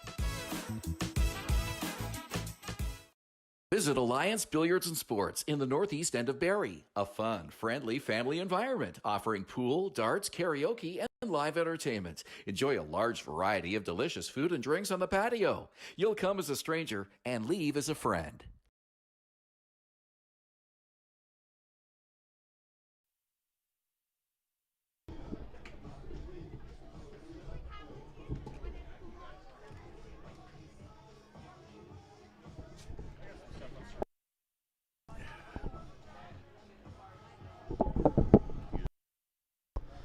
Third inning of play is brought to you by Render 3D Quick, the #1 architectural 3D rendering company in Canada, working with thousands of builders, developers, architects, and more. 4 runs, 3 hits for the Baycats. No runs, 2 hits for the Cardinals. And Barrie coming to bat here in the bottom of the 3rd inning. Up by 4, sending Tristan Clark, Noah Hull, and Hayden Janko to the plate. Caleb Sorosky did a nice job coming in to put out the fire in the 2nd. After Enrique Saldana started to have things unravel on him, he was able to strike out Nolan Macabrota to end the inning. First pitch strike to Clark. Interesting matchup here, Sorosky and Clark. It's righty-righty, but, you know, kind of a personal connection between the two. Both of them the same alma mater, University of New Orleans. That's a long way from home. Gets that one over for a strike, 0-2.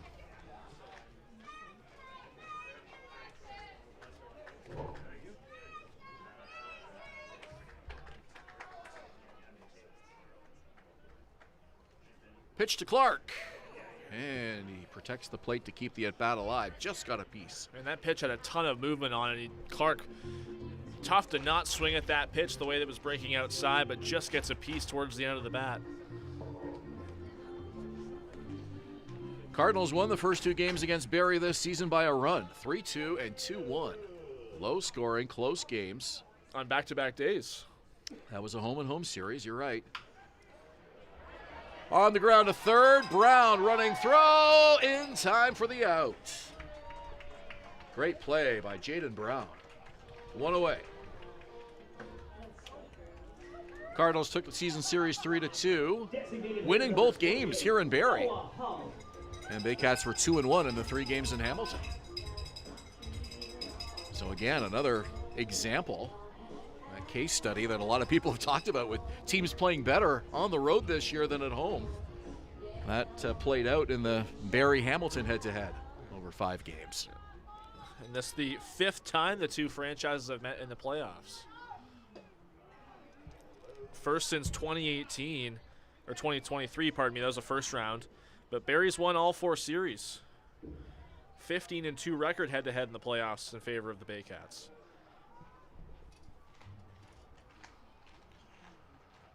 This organization had a stretch as the Hamilton Thunderbirds in the Intercounty Baseball League before returning to the Cardinals name. A lot of history in the Hamilton baseball community.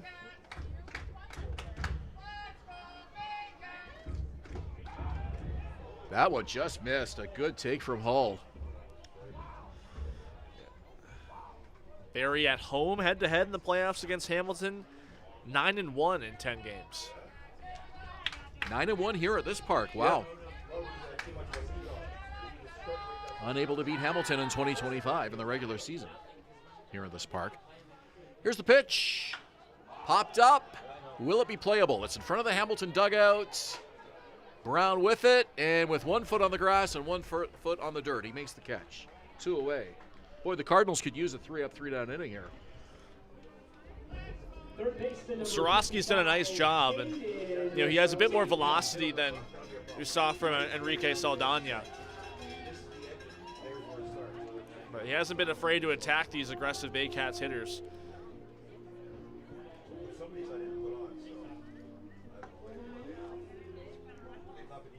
Hayden Jaco walked in his first at bat, his first plate appearance of the 2025 postseason.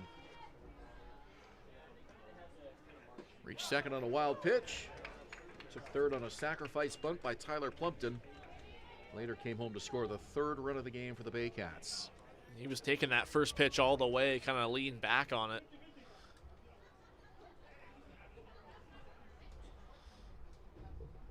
Oh, 1 to Jaco.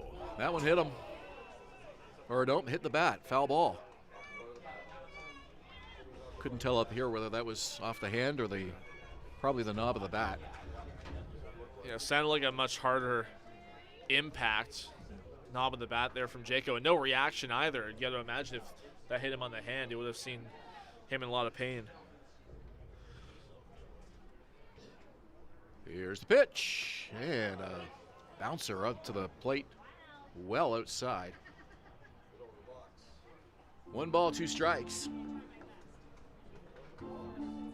I mentioned earlier in the game, this is kind of uncharted territory for the Cardinals as a franchise, because playoff success really hasn't been consistent as an organization. Last time they made the finals was 2002. 1-2 pitch, fouled off to the right. Yeah, it's been a long time coming for this Cardinal ball club. Lost that series in 7 games to the Maple Leafs.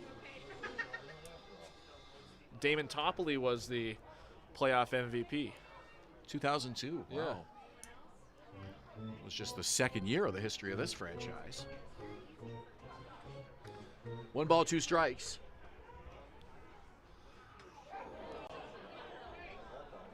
That one, did that hit him? No. Another foul ball. Well, Francesco DiBiase, the home plate umpire, called time right away as if it would have, but no argument from Jaco. Count holds at 1-2. Feels like we've had a lot of players hit by pitches in the postseason so far.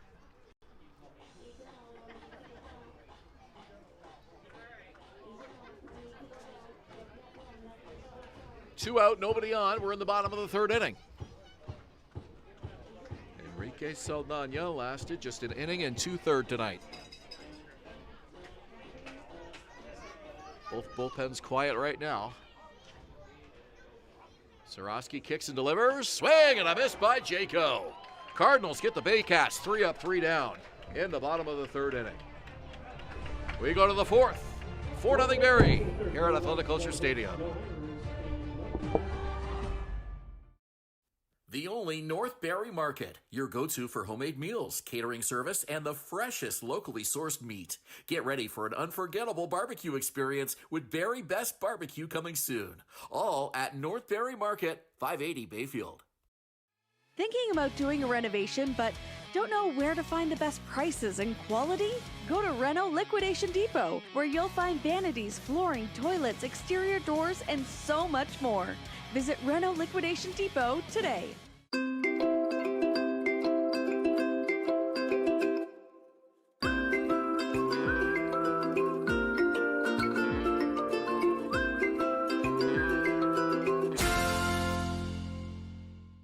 Step up to the plate at Park Place. The latest fashion, delicious dining, exciting entertainment. Hungry after the game? Stop by one of their patios or grab a sweet treat for a grand slam of flavors to satisfy every craving.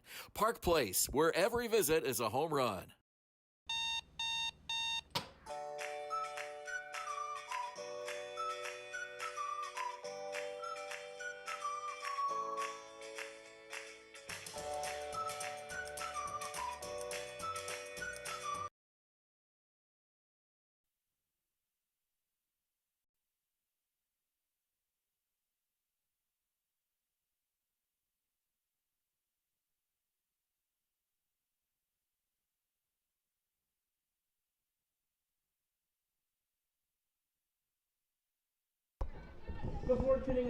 Ben Davy and Julius Hern at Athletic Kulture Stadium. Thanks for joining us on this Friday night. Happy Labor Day weekend. Final long weekend of summer, and we have baseball for you to kick it off.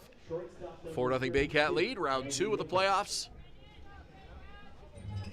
Baycats advancing in 5 games over the Toronto Maple Leafs, and Cardinals in 4 over the Chatham-Kent Barnstormers. Cesar Rosado, if you're just joining us, has been on the money tonight. Just 2 Cardinals hits.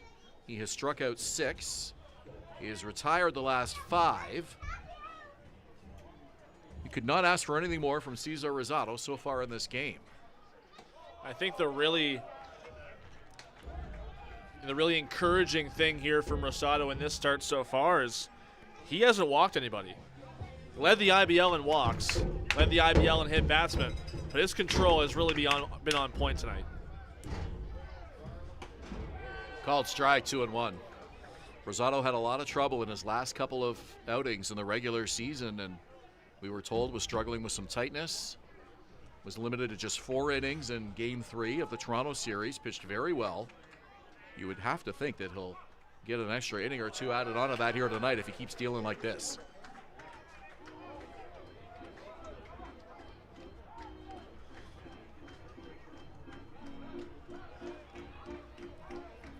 Count 2-2, I believe. Here's the pitch, up high. That is a full count. Full count on the main board. Full count on the main board, please. Yeah, thank you. Brandon Nickel, 0 for 1 with a strikeout. Waits for Rosado as he looks in for the sign.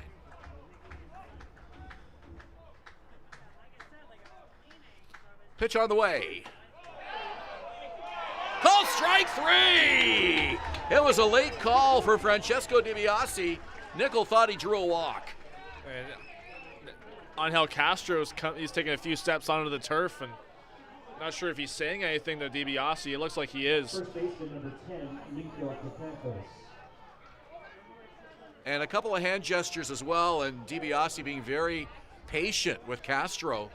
He better be careful. He's not the manager. It's not often you see a pitching coach come out to argue like that. Because you see Bernardo's he's a third base coach, and now we're seeing Scott Costello have some words from the first base side towards Bernardo.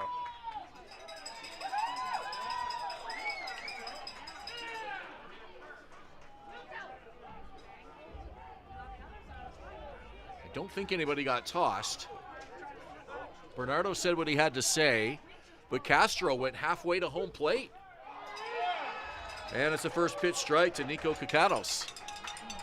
Castro still steaming in front of the dugout. I think Bernardo now has been tossed. No. He was starting to walk back to the dugout. I think he was on his way to try and separate, Castro from, trying to get in any further trouble. First base ump Scott Costello being very vocal, yelling across the diamond right now. I think just issuing him a warning, saying, settle down here or there will be ejections. Strike 2 to Capatos. Castro's back on the top step of the dugout now, and Bernardo is in the coach's box. 0-2 pitch from Rosado. In the dirt.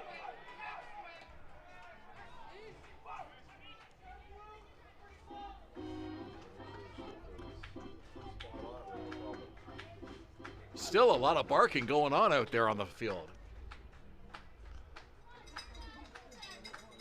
1 ball, 2 strikes. Rosado winds and delivers. And he throws it into the dirt. Plumpton looking for it. It's behind him. 2 balls, 2 strikes. I think more of that barking was, I believe, from Matt Hildebrandt, who was more so being vocal towards his teammates.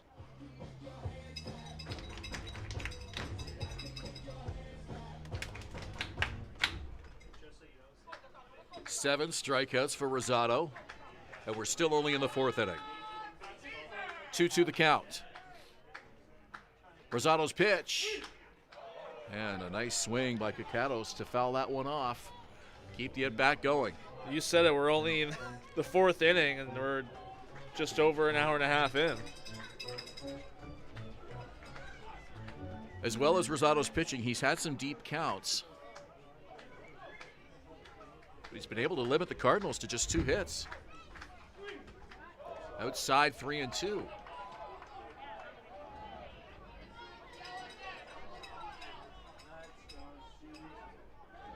And now Rosado steps off, looks at the dirt, takes his time getting back into position.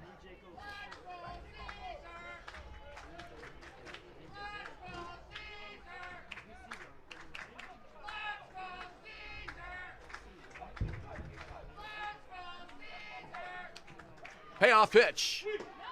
Called strike 3! It's brought to you by IMP North.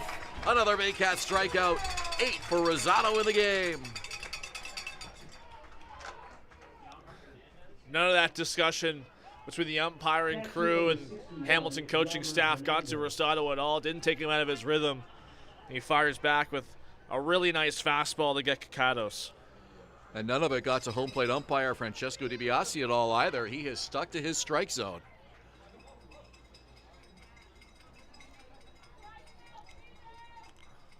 Sometimes with all that arguing and shouting, it can actually be counterproductive if you're trying to work the umpires. And we've seen it before.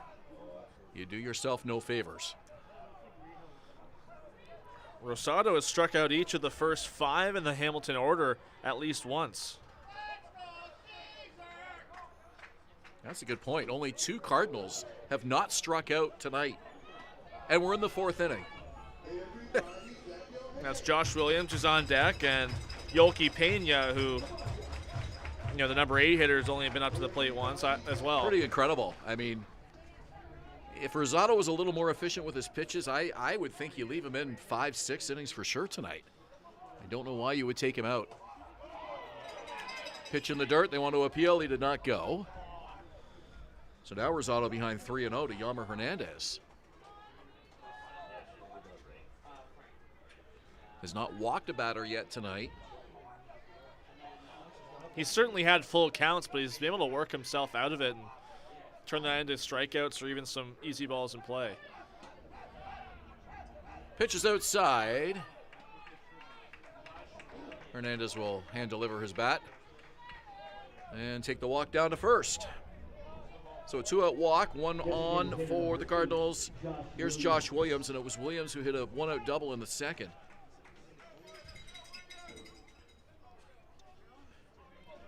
Four 0 Baycats. Rosado's season high in strikeouts was 11, and that was July 13th in Kitchener, a 5-inning win for him. He had 3 earned runs on 6 hits.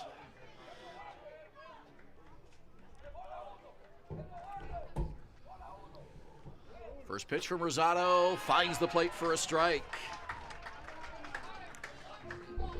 Do my prep for the game today and looking back at some of the game logs between this Cardinals roster and times they faced Rosado, I was surprised to find out before tonight, Josh Williams had never faced Cesar Rosado in his career. That's interesting. Swing and a miss. 0-2 count to Williams now. Yeah, I know it's Rosado's only second year, but with Williams playing for a couple different teams last year, I would have thought that it would have come across him at least once. But not even this year either. Hernandez not a threat to steal at first. Rosado paying no mind to him. Here's the 0-2 pitch, and it's driven to left field. The catch is made by Tristan Clark in left. Cardinals straight a runner. We played 3.5, 4-0 Baycats.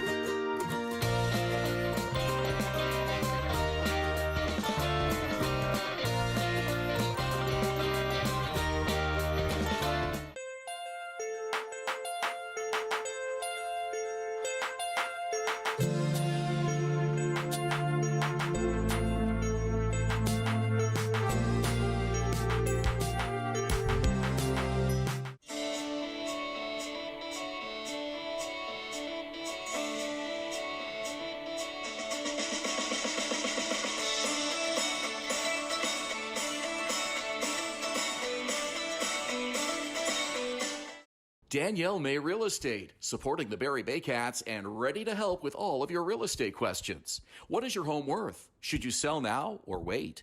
Danielle is dedicated to your success. The next time you think real estate, think Danielle May.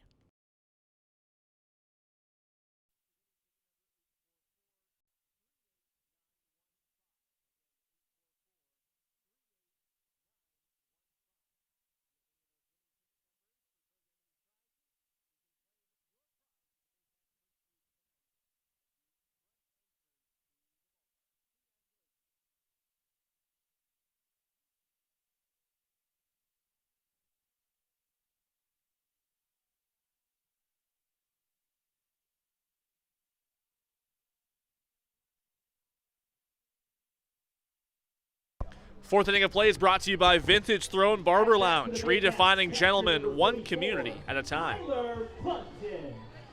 Baycats comfortably in front of the Cardinals, 4-0. Cesar Rosado pitching a gem tonight for the Baycats. Tyler Plumpton comes to the plate here in the bottom of the fourth. Clayton Keys to follow. Then back to the top of the order for Noel McGarry-Doyle. Well, since Caleb Sorosky entered the game in relief of Enrique Saldana, it's been very effective against the four Baycats hitters he's faced. Couple strikeouts already. Hasn't allowed a base runner. Yeah, the pace of this game has really picked up as well after a snail's pace start. First two innings of this game took well over an hour. 4 quick, efficient outs from Sorosky. He'll try to do that again and keep that rhythm going here in the fourth inning. Pitch to Plumpton. Fouled off. You can tell the wrist still bothering Plumpton a little bit, just in the way he swings and especially his follow-through. That left hand of his a bit more tense than usually you find, and you know, not a guy that wears batting gloves typically, so you can really notice those tendencies. Sorosky's pitch bounces up to the plate. Nobody on, so it's just sort of swatted away by Hernandez. He goes to pick it up.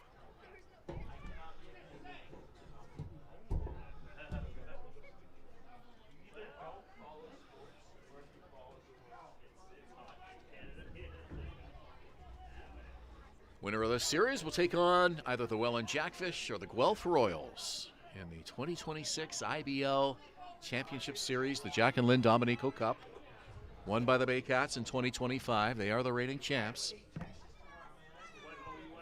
In 2024, we're in 2025. 2024 championship Baycats. Popped up, foul territory, and a sliding effort by Kakatos. He couldn't get there. Plumpton broke his bat, so he needs some new lumber. There was a loud snap when Plumpton made contact with it. Obviously, you know, a fastball there from Sorosky got in on him.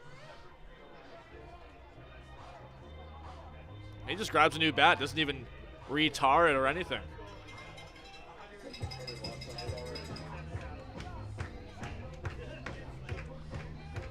Looks like they got a bonfire going in the Baycat bullpen. Either that or those are those mosquito torches. Although I don't think it's those. I think they got a little campfire going down there. It's a cold night. Pitches outside. 2-2. Yes, send Tyler Plumpton's bat down there for some kindling. Yeah, they got a campfire going down there. That is a, yeah. That's a full-fledged campfire. It's a full-fledged fire, yeah. You can see the flames from here. Line drive to short.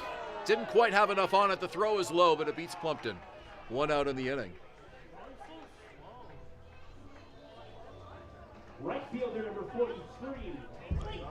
Wonder if the boys brought a couple bags of marshmallows and some graham crackers, make some s'mores. Look at that. There's a legit campfire in the Baycats bullpen. That's incredible.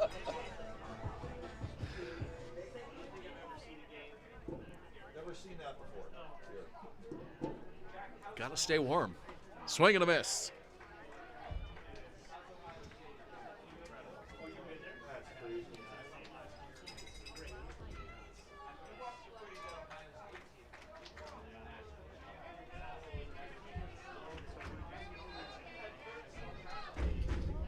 Caleb Soroski winds and deals, and it's up the middle into center field, base hit. Clayton Keys gets a much-needed hit with one out here in the 4th inning. Yeah, much needed might be an understatement there. The way, he's been struggling, a lot of strikeouts for him. I mentioned the first one in this game gets him up to 10 Ks in the postseason so far, so to finally be able to contribute with a knock like that, it's going to be a big boost of confidence for Clayton Keys against his former team. Noel McGarry Doyle has reached base twice tonight. Singled and reached on an error, scored both times. Has 2 of Barrie's 4 runs in this game.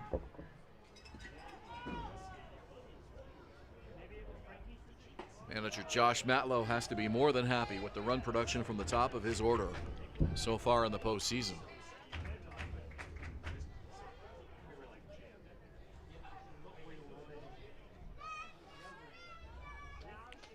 Clayton Keys told me he's not having that quad issue that he was struggling with in the back end of the regular season. Throw down, and the swipe tag not in time. So right on cue right there with a pickoff attempt. Keys definitely a threat to steal. A nice fluid return to the bag, certainly showing no physical discomfort there. He had to get back there in a hurry. Keys, one of the more athletic players on this Baycats club. Goes back again with a head first slide. That one a little closer.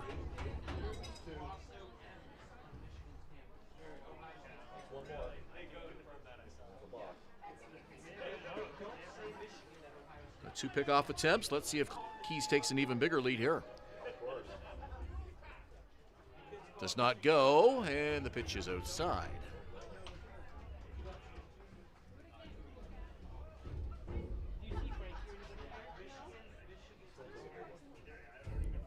Really sizable hole on that left side between Jaden Brown at third and Brandon Nickel at short. But see, Brown moved over a few paces just as I was saying that.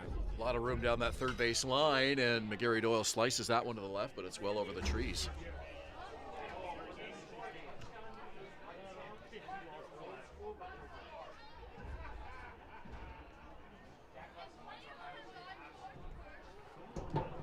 You gotta imagine if McGarry Doyle can pull one, shoot it between Kakados and Reyes Cruz. Really nice potential there for Keys to take third. Yeah, a lot of green on that left side. And Dominguez playing rather deep in right field. 2-2 pitch, and it's fouled off to almost the exact same spot, behind the trees to the left side. I think that campfire in the bullpen's warranted. I can see my breath now. I think we're getting a fall ball at this point. We certainly are. It's still August, technically. Let's not forget.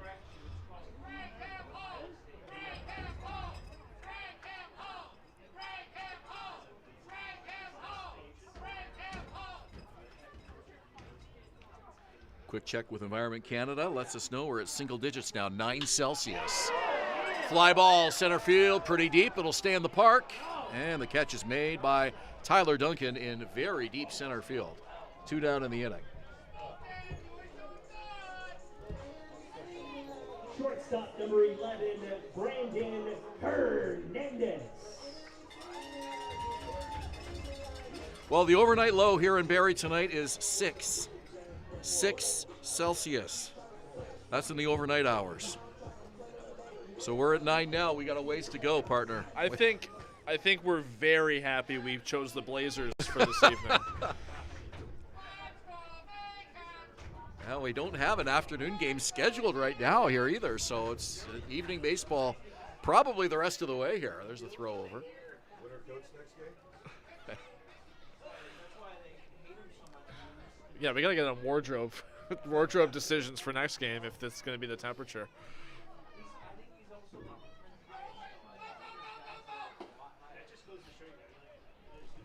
Brandon Hernandez, he has reached base twice, walked and singled and scored. 1 on, 2 out. Baycats with their first base runner of the game, off reliever Caleb Soroski. Here's the pitch, Up high, another throw down, and it bounces away. Kakato's back to get it, and up to second goes the runner Keys. He'll stay there. The ball went out of play, so Keys is going to get second base, but he's arguing that he should get third. He's pointing to third, and I'd be surprised if they don't give it to him. The base umpires will talk it over here. Is that a pickoff from the mound or else a throw? You step off first? Scott Costello and Mike Guthrow, the base umpires. It looks like he's just going to have to stay at second base. That's shooting 2 bases from the time of the throw. That's the run. That's the riskier run.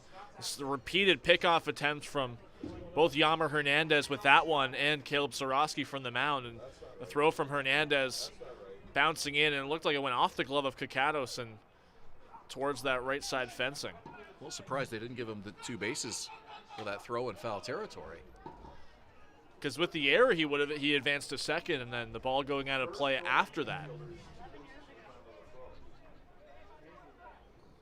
So it sounds from me and from what producer Brian Backland telling us, and knowing him, he's experienced umpire, that he should have gotten 2 bases there. No argument from the Baycat dugout, surprisingly. Even just to get clarification on it. Keys thought he had third. He was pointing to it, but he wanted to make sure before he went down. They keep him at second. 2 out in the inning. Sorosky's 2-1 pitch. Now another throw down. That one to the right of the bag. Keys is back. Boy, they are really trying to keep Clayton Keys honest here. If I'm Brandon Nickel in that scenario, you get the ball, Keys dives back, and very short, he takes his, he like almost comes off the bag, maybe even comes off the bag when he tries to step back up. So if Nickel gets another throw like that down, he should keep his tag on Keys until he stands. Fly ball center field. Duncan to his right. That's the left fielder making the catch, Yoki Pena. So it's all for naught as Keys is stranded and Sorosky is able to get out of the 4th inning. Julius will call innings 5 and 6. When we return, it's 4-0 Baycats here at Athletic Kulture Stadium.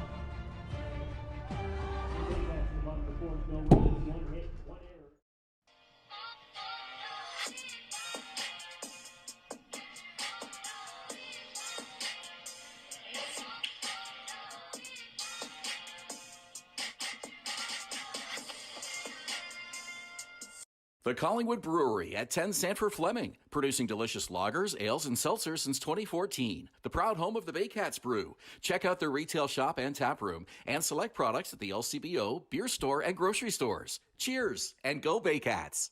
What if a thrift store could change lives? Barrie Families Unite is making it happen. Essential needs support for those families in our community who need it most. Charity gives. Dignity empowers. Step up to the plate at Park Place. The latest fashion, delicious dining, exciting entertainment. Hungry after the game? Stop by one of their patios or grab a sweet treat for a grand slam of flavors to satisfy every craving. Park Place, where every visit is a home run.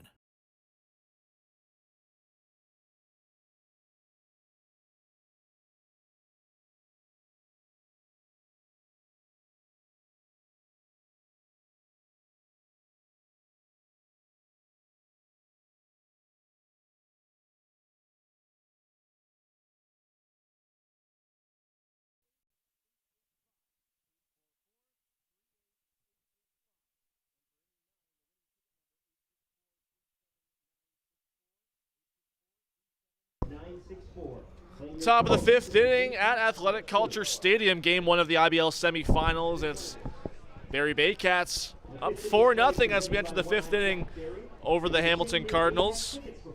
Jaden Brown will lead it off against Cesar Rosado, who's been dealing so far in his second outing of the postseason. 2 strikeouts in each of the first 4 innings. He's got 8 total. And his first pitch to Brown is a called strike. During the commercial break, Luis Bernardo had his whole team in a circle in front of the Cardinal dugout having a quick meeting. And who knows what they were talking about, discussing strategy, or maybe it was just a pep talk. Breaking ball inside. A lot of baseball to go. The Cardinals are not out of this game by any means, trailing 4-0, but still relatively early. Rosado's been pitching well, but we're only in the top of the 5th here. It's not something I haven't seen with this team before. A big cut and miss there from Brown. He's down 1-2. Kind of got the feeling all season with this Cardinals team that they were maybe punching a little bit below their weight, so to speak, and kind of lying in the weeds. We know this team is capable of winning some big games and putting up some big numbers offensively. Now we have Scott Costello coming in from his first base post, coming out to talk with Luis Bernardo. Well, there was lots of chit-chat earlier in the game about balls and strikes. He's warning both teams. Okay. Seems to be okay after the way that seemed to end between the two. Costello, the crew chief of the crew for this evening.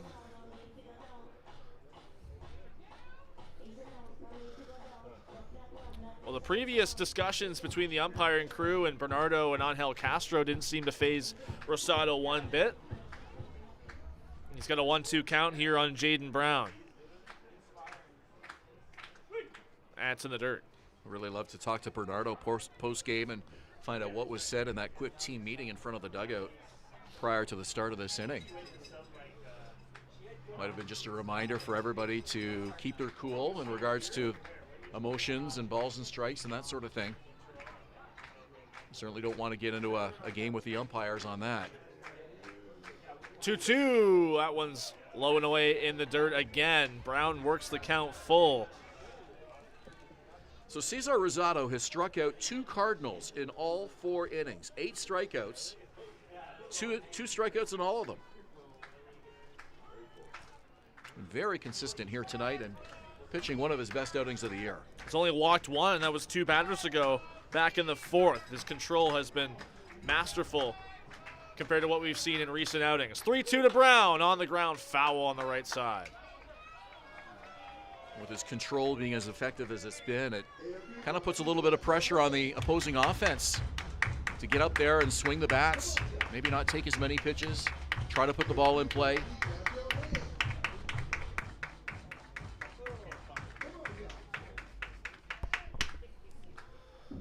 Rosado comes set, lines for another 3-2.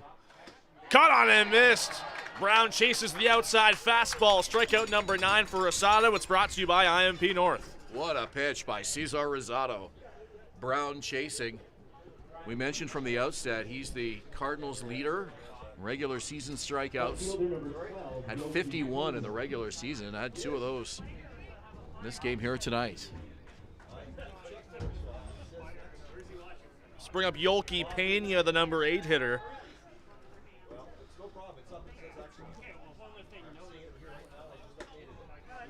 First pitch, a called strike. Pena, former Rockies prospect. Got his highest rookie ball back in 2019. That pitch is inside, just gets out of the way with some dancing feet.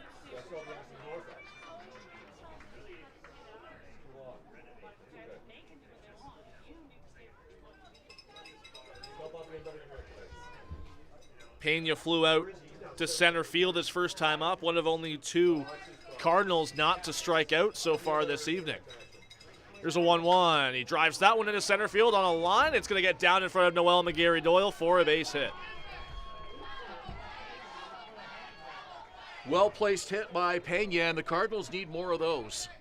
Just hit it over the infielders. They were playing him fairly deep there, and there was no chance for McGarry-Doyle to make any sort of play on that ball.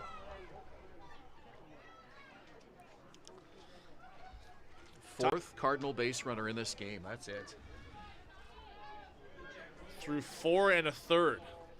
Rosado looking like his 2024 self. Sizable lead at first from Pena.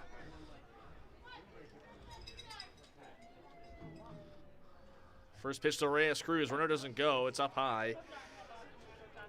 You know, it's interesting. The Cardinals in game 1 of this series so far look a lot like the Baycats in game 1 of their series, the first round series against Toronto. Struggling offensively.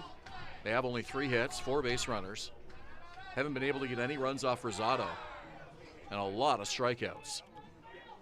1-0. Foul back to the screen. The only difference I would say for that is they're not getting the same kind of starting pitching like we saw with Frank Garces on trailing for most of that game in a Barrie uniform. Meanwhile, Will Hennis Alvarado was holding the Baycats down quite well in that first game. Yeah, absolutely.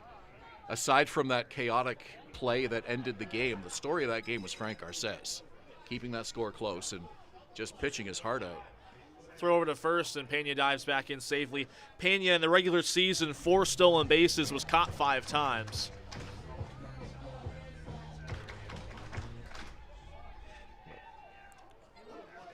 He's got a long leg, 6'3", 190.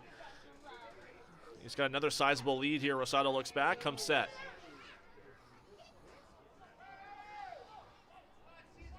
One to Reyes Cruz. He fouls it away again. Angel Castro has this noise that he makes in the Cardinal dugout that sounds like a bird call. And I actually wondered at one point, is that part of the signals to the players, or I've heard him do it many times. Just this kind of hooting sound. I just heard it again. I mean, that's not a Cardinal bird noise, I don't think. It's not at all. It does sound like a bird call. 1-2. Got him looking. Perfectly placed breaking ball. Strikeout number 10. Brought to you by IMP North. Rosado is dealing. Well, if Cesar Rosado is going to pitch like this for the rest of the postseason, and you pair that with Frank Garces, with his 13 strikeouts and 15 strikeouts, and Juan Benitez with his clutch pitching, he pitched his heart out in Toronto in Game 4 to force that 5th deciding game. I mean, that's the Baycats pitching from 2024. Back to the top of the order. First pitch to Carlos Dominguez, and he offered at that one after the appeal. 0-1 to the Cardinal leadoff hitter. 5 straight innings with 2 strikeouts. 10 total.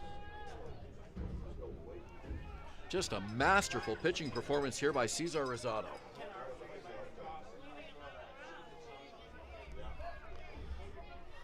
Throw over to first, and Pena's back in standing up.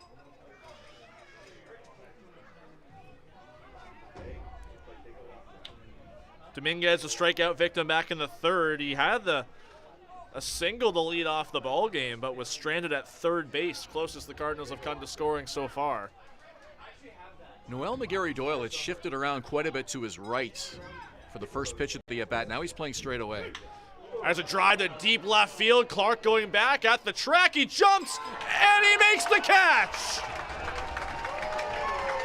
Masterful defense from Tristan Clark, robbing extra bases from Carlos Dominguez and keeping this inning scoreless. Great ovation.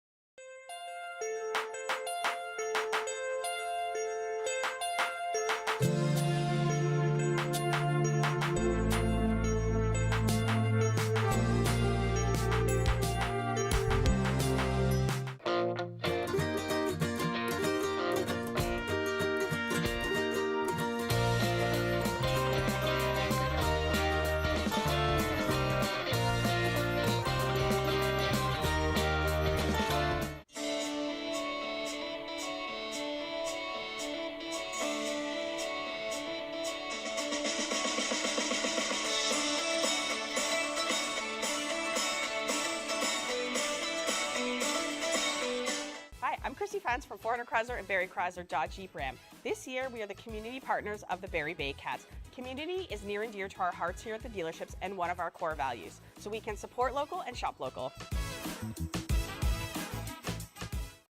Visit Alliance Billiards and Sports in the northeast end of Barrie. A fun, friendly family environment offering pool, darts, karaoke, and live entertainment. Enjoy a large variety of delicious food and drinks on the patio. You'll come as a stranger and leave as a friend.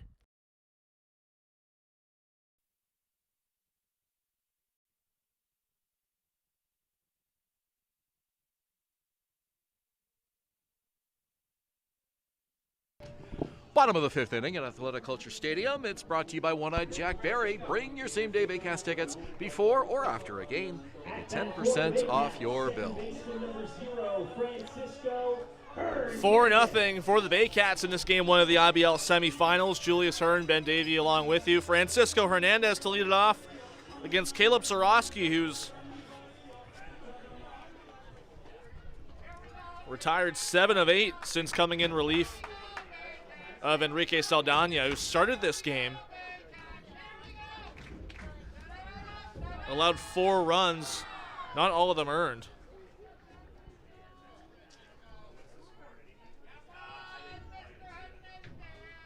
First pitch to Hernandez, call the strike. Francisco had an outstanding first-round series against the Toronto Maple Leafs, and that hot bat really created that situation at the end of Game 5 where they walked him. They did not want to pitch to him and faced Nolan Macabrota instead. You know, if Hernandez wasn't swinging the bat as well as he had have, maybe they pitched to him in that situation. Who knows? Well, he's 1 for 1 in this game. A sacrifice fly back in the first and another single in the second. Sees that pitch outside. It's 2-1.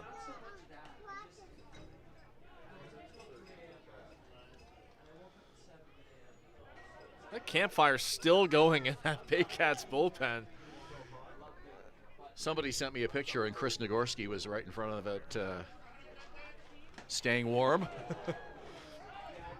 Foul tip into the glove off the bat of Hernandez. Maybe the Baycats relievers figure they're not going to get a lot of pitching opportunity the way Rosado's going tonight, so may as well just stay warm down there because it could be a quiet night. Stay warm any way you can. 2-2, caught on and missed. Another strikeout for Sorosky to start off this bottom of the 5th. Well, it is the long weekend. There will be a lot of campfires around the area, and hopefully all fire safety regulations are being followed. I know there's no longer a fire ban in Springwater, so I'm sure that was a good sign when that was finally announced. Somebody checked, I'm sure, right? Before. Absolutely. Nolan Macabrota 0 for 1. He struck out and walked. First pitch is just outside. The fans do a Mr. Saskatchewan call-out to Macabrota. I've noticed it's kind of caught on here in the playoffs. Just acknowledging Macabrota's home province. 1-0. That's a called strike. One of only 2 players in the IBL from Saskatchewan this season. The other, Gregor Farquharson from the Chatham-Kent Barnstormers. He looks like a prairie boy. They grow him big down there. I know his parents were here for a few games in the first round series. I didn't see them. They might still be in the ballpark for this series, but I haven't seen them quite yet. They've been around. They've made the trip from the prairies out to Ontario for a couple different stretches this season. 2-1. Fly ball left field, slicing into foul territory. A long run here for Pena, and he won't get there.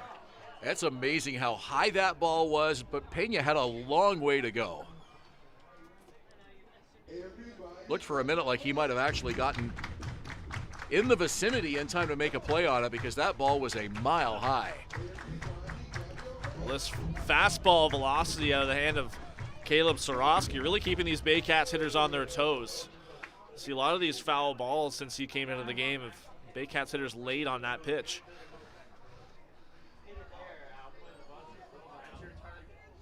And there is some action in the Cardinals bullpen, a right-hander up. Sorosky's 2-2. Caught on and missed again, back-to-back strikeouts. It'll be interesting to see how many innings Luis Bernardo gives Sorosky in this game. Boy, it certainly was timely having him come on in relief of Enrique Saldana, who was clearly struggling out there on the mound tonight. Not a great start. Spotted the Baycats a 4-0 lead, and a good call by Bernardo to get Saldana out of this game quickly. Keep this lead at 4 before it really started to unravel on the Cardinals. Sorosky has been very efficient so far in this relief outing. First pitch to Tristan Clark is a called strike.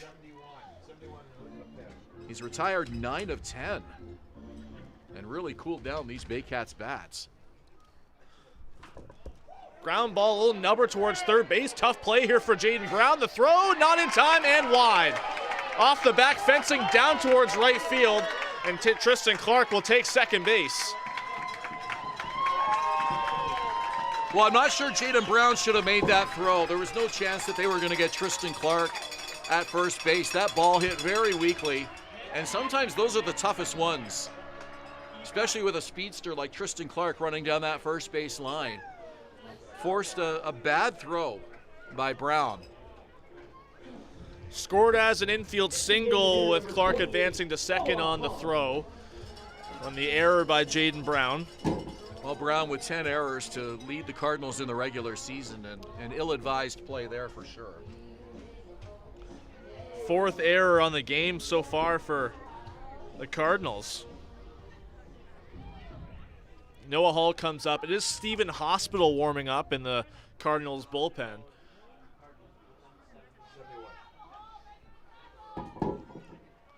Noah Hall, his first pitch. He drives that one into center field. Tyler Duncan has a beat on it. A few paces back, and he makes the catch to end the inning. Hall took it for a ride, but not far enough. Baycats strand another in scoring position. We go to the sixth inning, still 4-0 in favor of the home team on Baycats TV.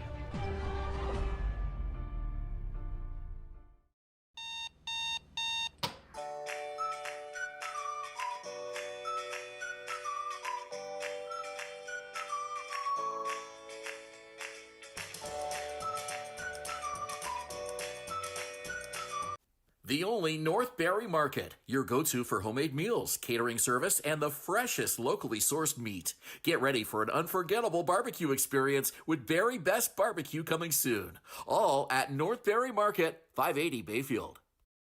Thinking about doing a renovation but don't know where to find the best prices and quality? Go to Reno Liquidation Depot, where you'll find vanities, flooring, toilets, exterior doors, and so much more. Visit Reno Liquidation Depot today.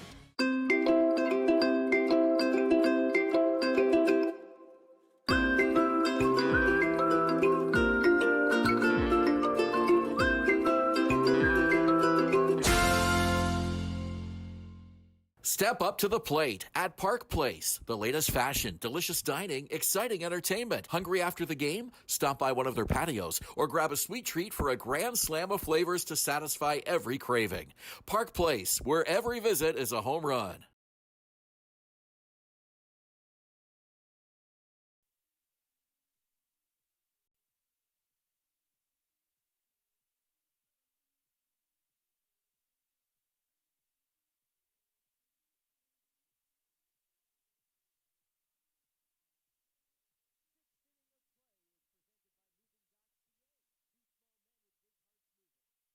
Welcome back to Athletic Kulture Stadium. Along with Ben Davy, I'm Julius Hern. Cesar Rosado, 10 Ks through 5 innings. And another one would match a season high. He's got Tyler Duncan to lead it off for the Cardinals, up 4-0 in this Game 1 of the IBL semifinals. Game 1 between the Welland Jackfish and the Guelph Royals goes tomorrow from the pond. Rosado's first pitch is up high.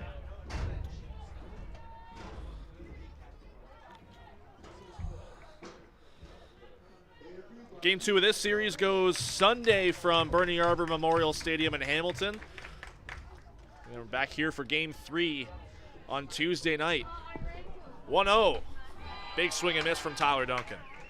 So if the temperature is like this on Tuesday night, Julius, and I'll check the forecast a little closer to Tuesday, but I am going to bring a coffee pot and plug it in right here to my right into this power bar here, and we're going to have some hot coffee during the game, because that would sure sound good right about now. I'm trying to think of any broadcast booth that would have a feature like that. It doesn't come to mind for me. That one low, it's 2-1. Well, I've never been in a Major League Baseball broadcast booth, but I imagine there's food in the media room right behind them. Yeah. They can probably pour a coffee anytime they want. I've been in one professional press box. It was BMO Field. The press box is like adjacent. The press area is adjacent to the broadcast booth. Called strike, it's 2-2, and they're like it's like tiered seating overlooking the field, and then behind all the tiered seating, that's where all the spread is pretty much. Yeah, I can picture that. We don't have those amenities here. No. 2-2 to Duncan. It's up high. He works the count full. Cesar Rosado worked 4 innings in his Game 3 appearance. 5 innings tonight, and no sign of any wear and tear on that arm.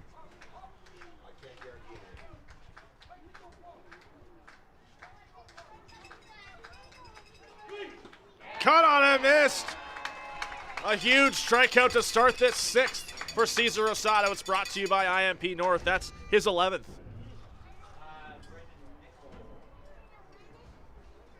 Second against Duncan this evening, and the man coming up, Brandon Nickel, has gone down twice already.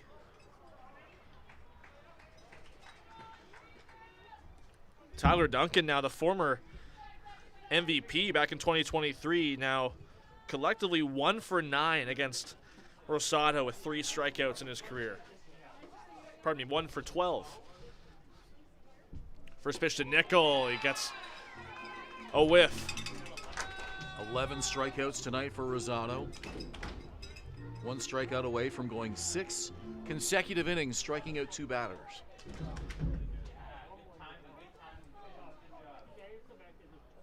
The 0-1. Breaking ball has some movement, and it's a called strike. Looks like that one called Nickel off guard, and there's more chatter coming from the Hamilton dugout. Angel Castro leaning on the railing out in front.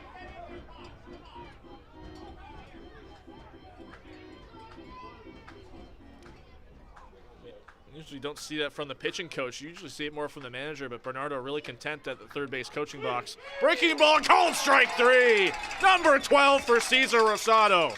It's brought to you by IMP North. Angel Castro looks like he's just got steam coming out of his ears right now, pacing back and forth in front of that Cardinal dugout. He was livid, and they have not been happy with the balls and strikes all evening long. Nico Cacato steps in. Rosado matching his career high with 12 strikeouts, and he gets a foul ball off the bat of Cacatos there. We'll have to look back at Frank Garces's appearances this season and find out if there were any games, and if so, how many, where he struck out 2 batters in 6 straight innings, because that's what Rosado's done tonight. And Frank had that 15 strikeout performance, of course, in the Toronto series. Well, in both of Garces's outings in the postseason so far, he struck out each of the first 4 batters he faced, and in Game 1, he struck out the first 5. 0-1. There's another called strike. Well, that's a good point. Garces's strikeouts tend to be more consecutive when he gets on a roll, and Rosado tonight has just spread them out beautifully.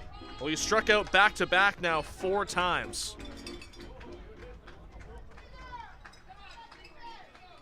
Going for his 13th. Did he go? Yes, he did. There's the call. And that's strikeout number 13 from Cesar Rosado. 6 scoreless from the Baycats right-hander. It's brought to you by IMP North. We go to the bottom half of the 6th, still 4-0 Baycats.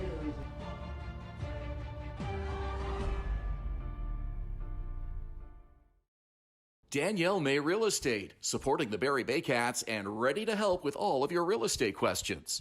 What is your home worth? Should you sell now or wait? Danielle is dedicated to your success. The next time you think real estate, think Danielle May.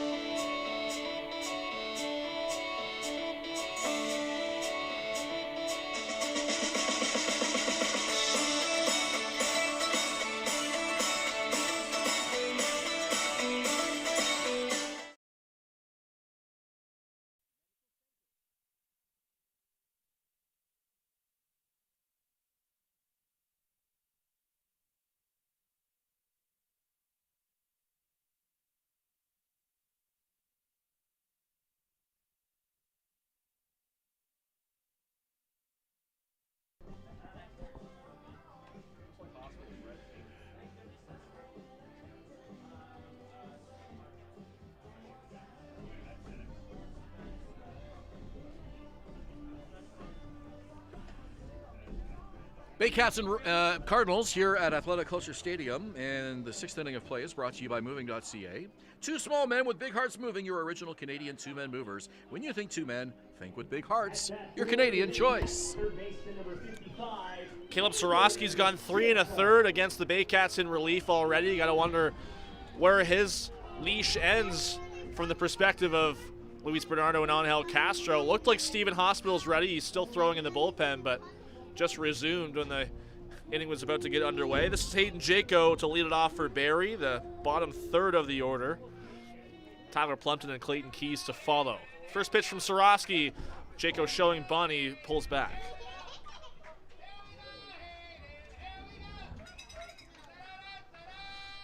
Jaco will walk and a strikeout to start his playoff run, and back in the Baycats lineup this evening. Scored a run. 1-0.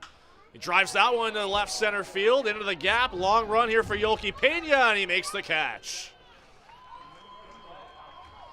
Long way to go there for the Cardinal left fielder, but great speed, and he cuts it down.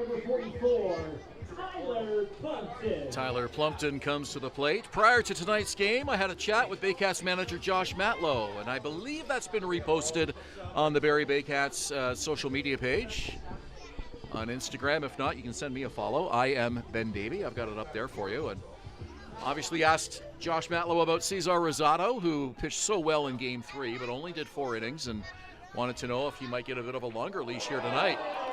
Tyler Plumpton hit with the first pitch he sees. And Baycats have a base runner with 1 out. Josh Matlow's answer to me was the plan for Rosado tonight, 2 times through the order minimum.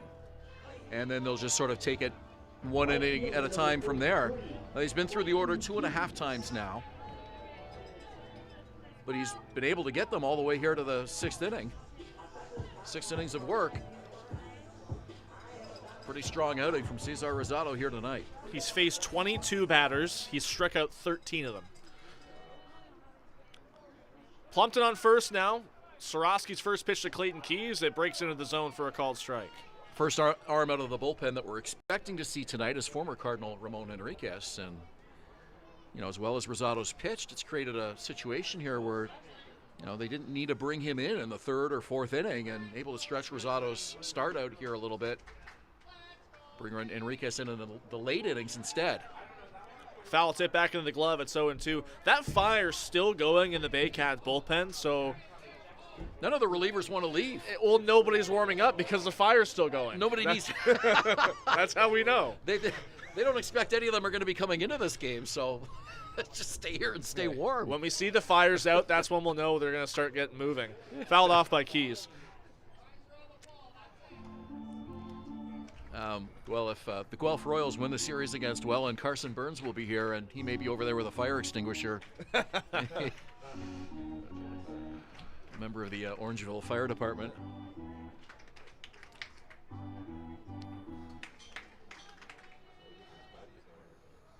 One out, 0-2 to Keys. He sees that one outside. Brian Backland reminded me, former Baycat Ryan Spataro, a firefighter as well, so he was here earlier this year. Got a chance to catch up with him. I believe Jordan Castaldo is too, if I'm not mistaken. He's with Toronto Fire. Well, we've had a number of police officers. 1-2 to Keys. Pops that one foul. Tyler Plumpton, of course.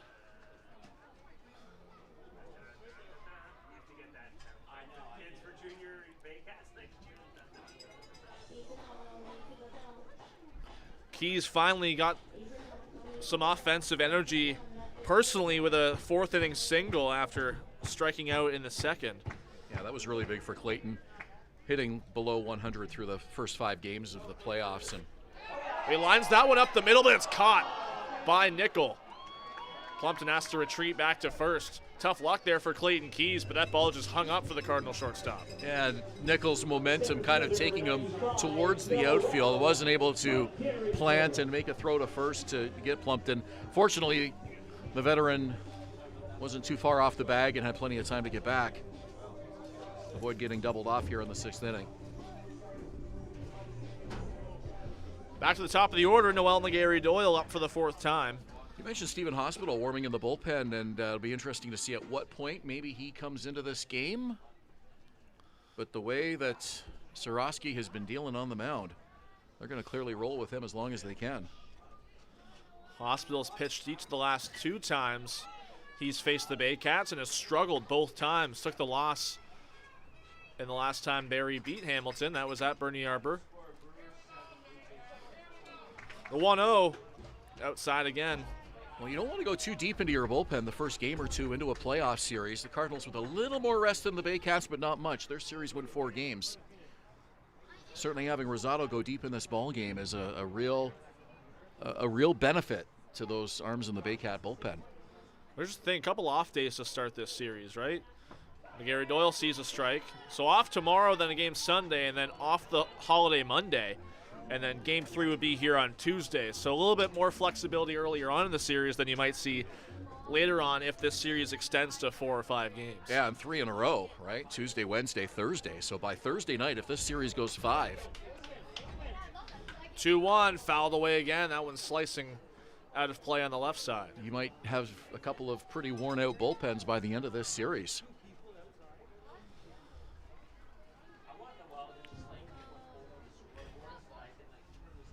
Barrie only used 3 bullpen arms in that Game 5 victory over Toronto. It went Ramon Henriquez, Braden Pakala, and then Carlos Sano. 2-2. Another drive out to the left side again, but slicing foul. And bouncing off the corner wall.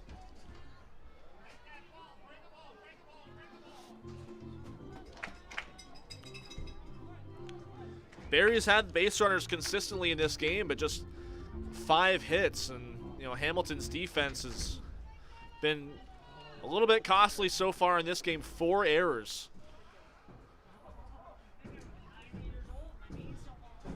2-2 to McGarry Doyle. It's high and away.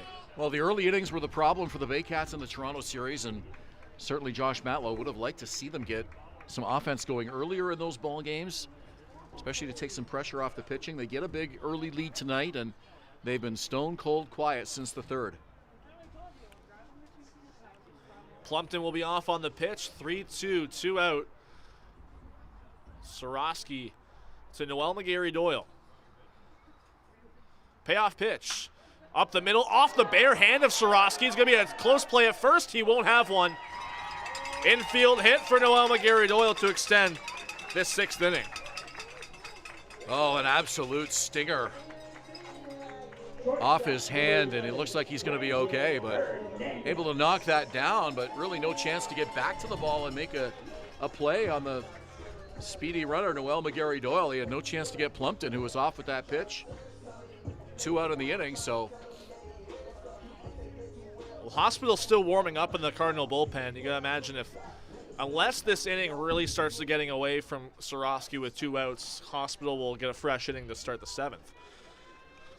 Probably ideal. You mentioned his struggles against the Baycats. Last thing you want to do is put him out there with runners on and really have this thing unravel on him. So a 4-0 Baycat lead for now, but they know this lineup is capable of really blowing this lead open.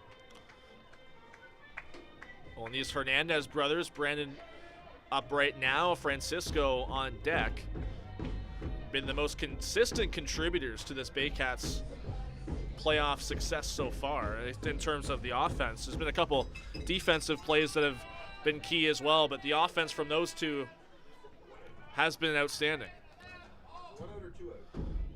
First pitch is away. Now the Hernandez brothers outstanding in the Toronto series, both hitting better than 300. You pair them with Noel McGarry Doyle at the top of the order, and 1-2-3 has been extremely productive for the Baycats so far in the postseason. Soroski's 1-0. Hernandez out in front of it.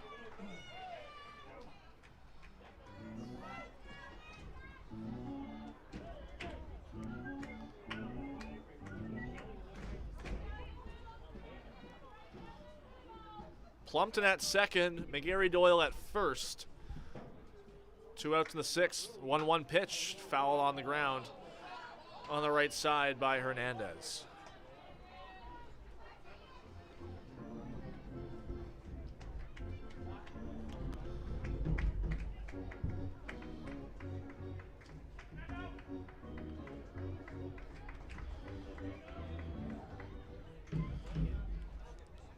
As I mentioned, Brandon Hernandez hitting an even 300 heading into tonight during the postseason in those first 5 games. The 1-2 back to the screen.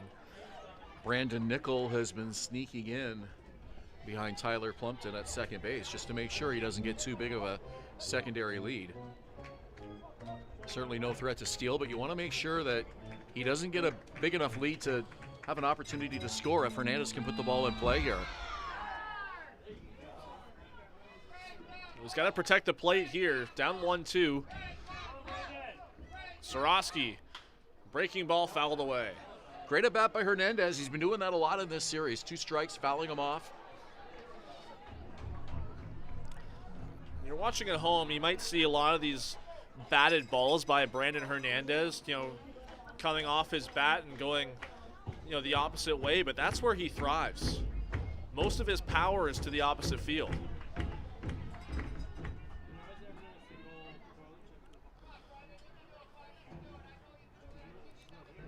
Long look in from Sorosky, and time is called, and we're going to have a little chat with Yammer Hernandez and Sorosky, joined by Francesco DiBiase, the home plate umpire.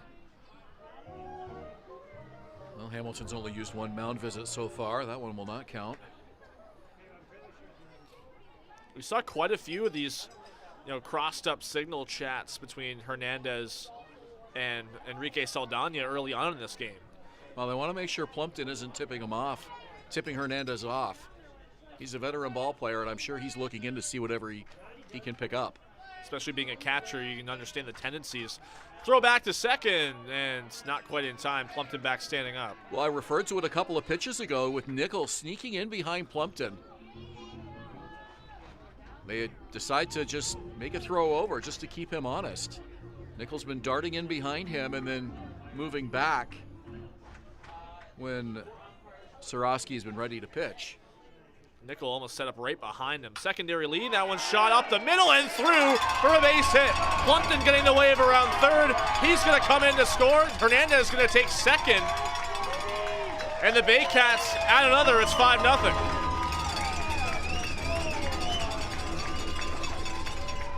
Well, a huge run for the Baycats after building a 4-0 lead early in this game. They've been pretty quiet.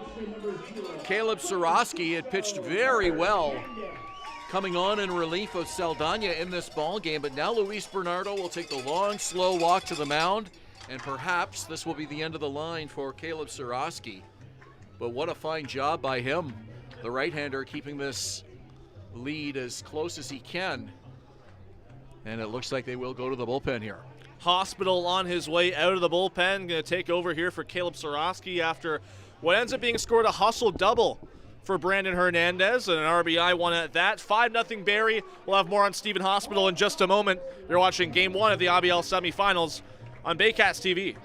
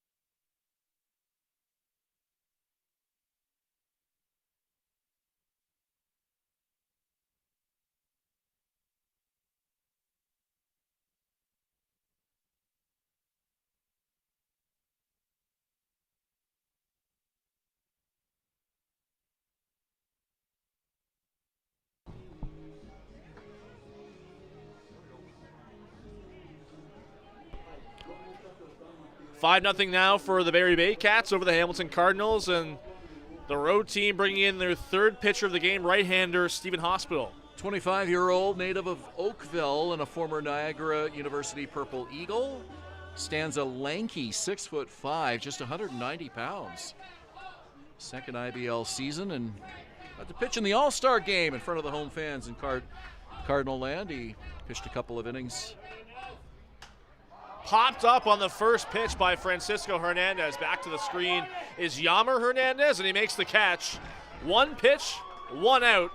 We'll do it here for the Cardinals with Stephen Hospital coming in, shutting the door. 5-0 now for the Baycats. Ben Davy back in the mic to call the rest of this one for you when we return for the 7th inning on Baycats TV.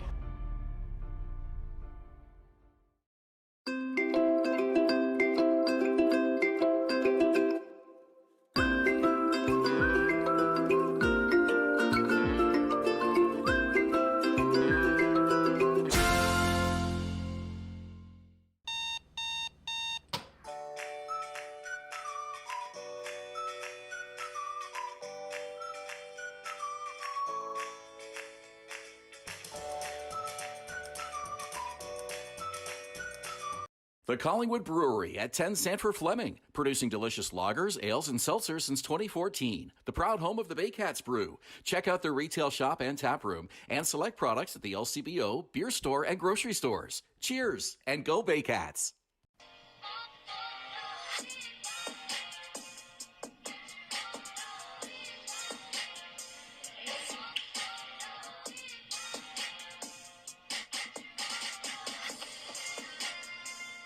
What if a thrift store could change lives? Barrie Families Unite is making it happen. Essential needs support for those families in our community who need it most.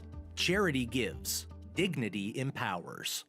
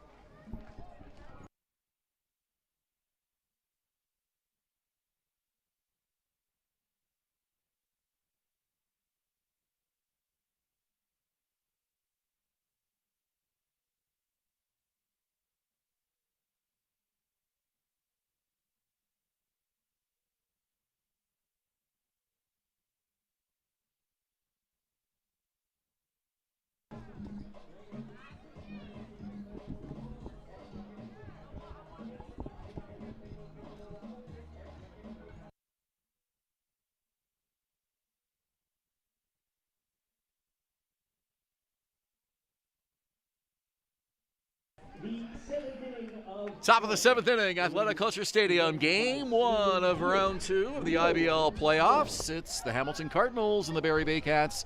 Barrie comfortably on top, 5-0, and the Baycats go to the bullpen for the first time tonight. It'll be former Cardinal Ramon Enriquez. Yeah, after a dominant outing by Cesar Rosado, Ramon Enriquez makes his first appearance against his former team.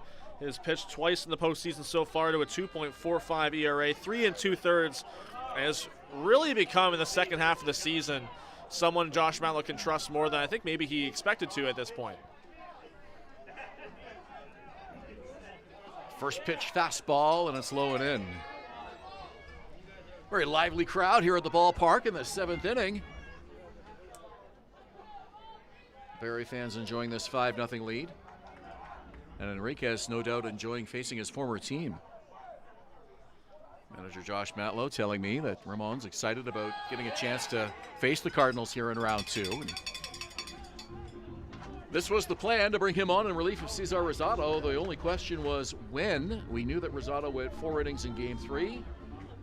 Manager Josh Matlow gave him a couple of extra innings tonight. He goes 6 innings and strikes out 13. An outstanding performance. Swing and a miss. 1-2. And like I mentioned, the way that Rosado was able to limit the walks was very impressive. Only walked 1, and it was this man, Yammer Hernandez, back in the 4th.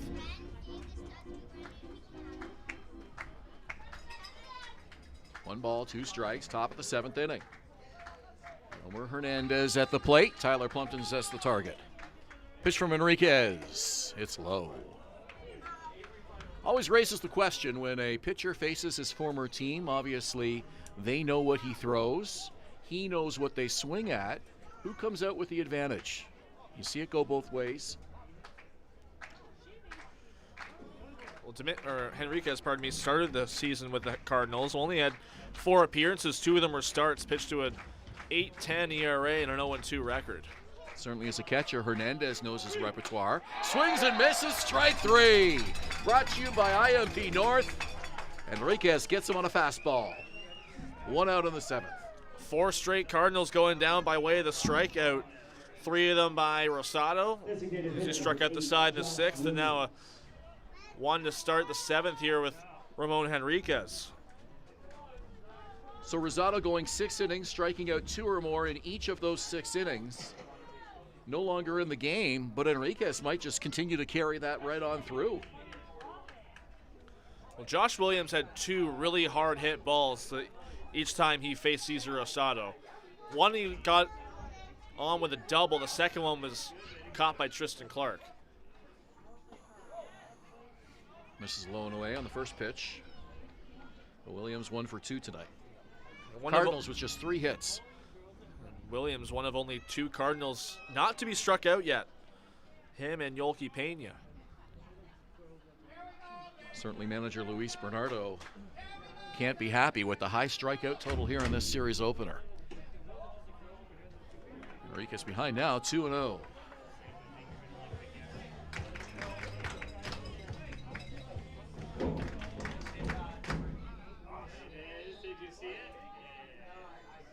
Jaden Brown on deck. Cardinals need to get something going here. Nothing but goose eggs through 6 innings. Pitch from Enriquez, taking all the way is Williams. It's a called strike. You can tell Williams is kind of taking a patient approach with the new pitcher in the game. Not being too aggressive here in the 7th inning despite the 5-run deficit.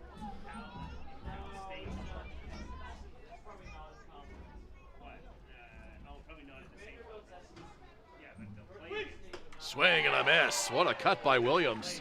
Couldn't connect. It's 2-2. It's a home run cut. And a power hitter Williams is, but behind on that fastball. Williams is a big man, but he's very lean. That was quite a swing. 2 balls, 2 strikes. Let's see if Enriquez comes back with a fastball again. Williams couldn't catch up to the last one. Pitch on the way. Foul back. Williams just underneath it. Well, he's caught up to the fastball a little bit after that first swing and miss. Very tall, too. He's got a big vertical strike zone.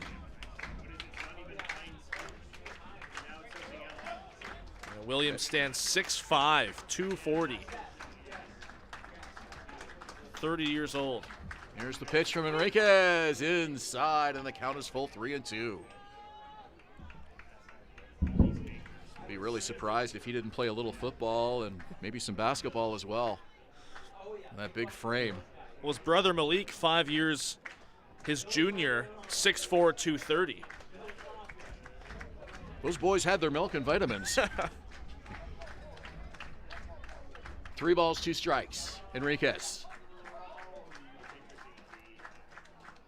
From the stretch, kicks, delivers. On the ground, right side. That's going to be an easy throw to first for Francisco Hernandez. 2 out in the inning. 7 straight Cardinals retired. Since the single by Yolki Pena in the 5th. Here comes Jaden Brown.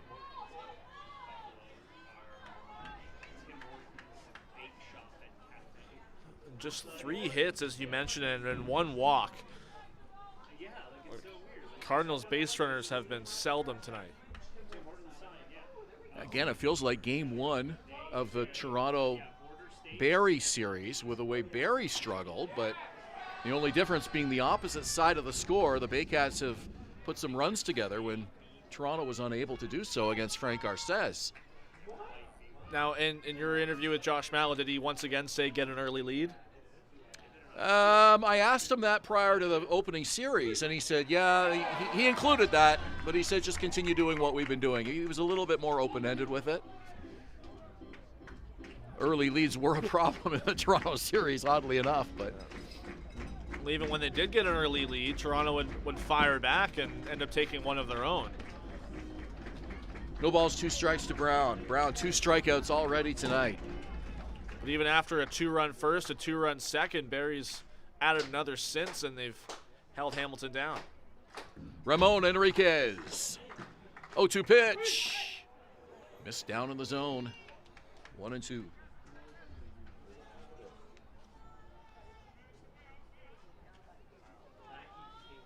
Reminder, this series continues Sunday afternoon at Bernie Arbor Memorial Stadium on what we expect will be a much warmer game in Hamilton, temperature-wise. Weather looks pretty good this weekend. A chilly night here on this Friday to start it off. 1 ball, 2 strikes. Called strike 3! Ramon Enriquez, with a little shimmy on the mound, and he puts the pistol in his pocket as he heads off the hill and back to the Baycat dugout.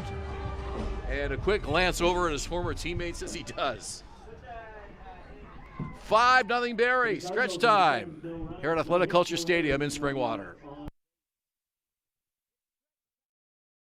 Visit Alliance Billiards and Sports in the northeast end of Barrie. A fun, friendly family environment offering pool, darts, karaoke, and live entertainment. Enjoy a large variety of delicious food and drinks on the patio. You'll come as a stranger and leave as a friend.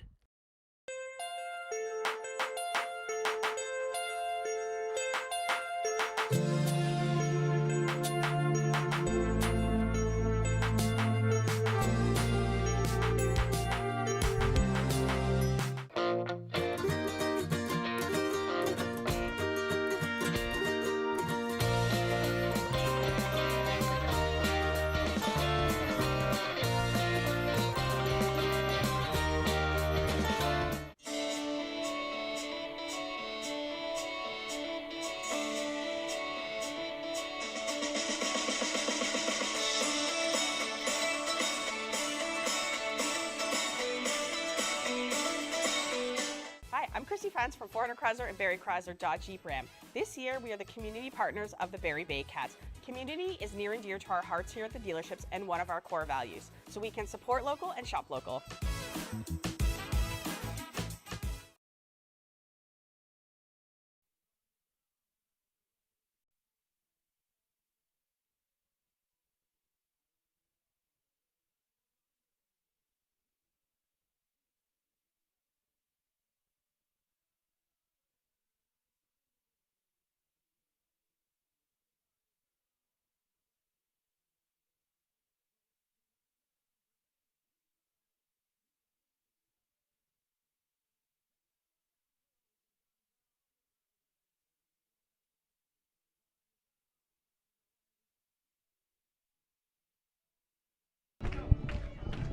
Seventh inning of play is brought to you by Sleeman Beer. Real ones know.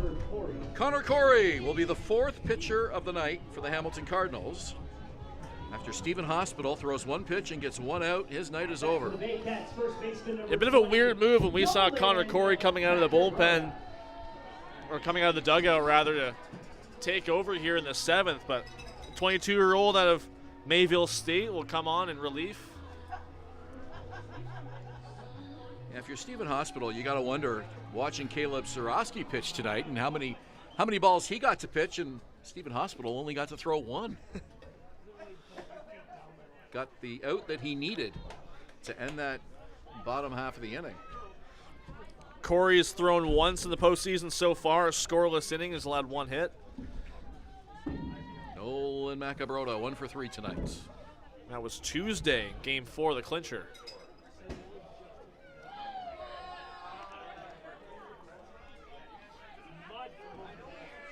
I'm looking at these Hamilton Cardinals uniforms tonight, and let me ask you a question, Julius.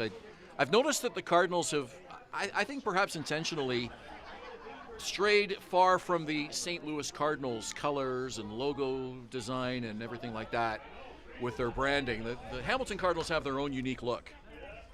But what MLB team do you think that these uniforms look like to you, aside from the MLB Cardinals? What other team would you think that these uniforms look like? These specific jerseys that say the Hammer on the front give me the Reds City Connect vibes a little bit. Okay. Or even just like a black Reds alternate.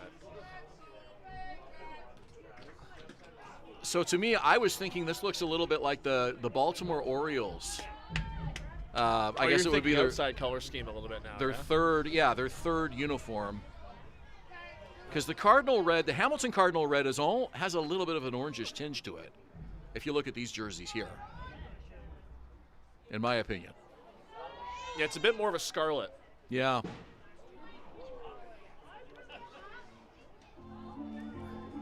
I like their uniforms a lot. I think the font design is really unique.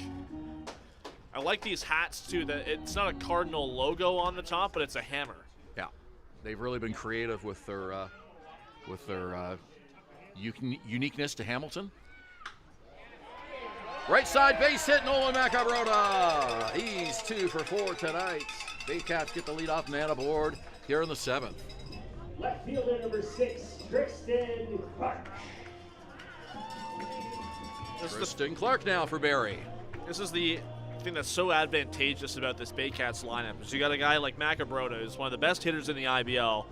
Hits for average, is very much a doubles hitter more than he is a home run hitter. He led the league in that category this year with 15. And then you got a guy like Tristan Clark, who puts the ball in play so well and is so skilled at being able to drive in runs and situational hitting.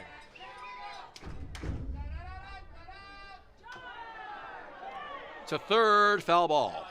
Yeah, went off his foot and rolled into fair territory. And Clark does a little jog all the way back towards the dugout. Let's try to keep that circulation going. So we'll walk that off. He's got that, ankle guard on his left leg, but obviously it seems to have gone off the toe, or even on his right foot. The way it rolled to third, I think it probably did go right off the toe of his shoe.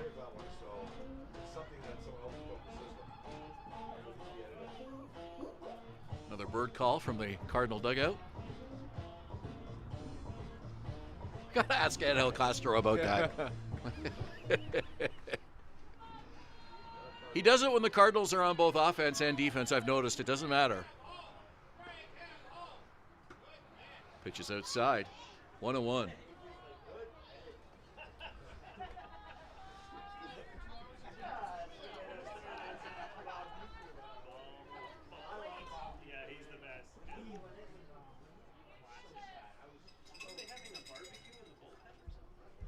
Here's the pitch, and again it's outside. It's off the glove of Hernandez, and up to second goes Nolan Macabrota.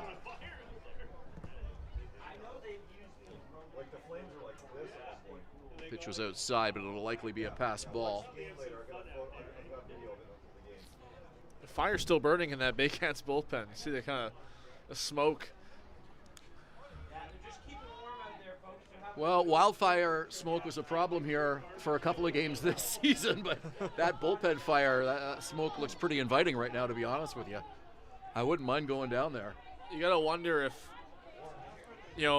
this might start a trend of, smoke signaling from the bullpen. Yeah.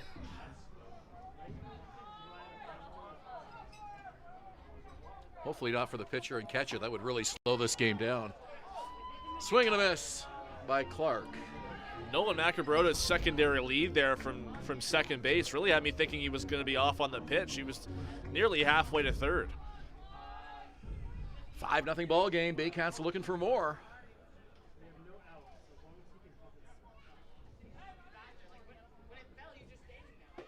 Now, it's crazy to think, but this is really the Baycats' first truly comfortable lead in the postseason so far. 5 runs here in the late innings. They led by as many as 4 in Toronto in Game 4 of that series. And even that lead didn't feel safe. Back to the screen. And Marcus connected a 2-run homer and made it a 2-run game. Barrie added another in the 9th, and it was a 3-run lead, and Carlos Sano got the save. Again, against a Toronto team like that, many underestimated heading into the series. I mean, they're really close.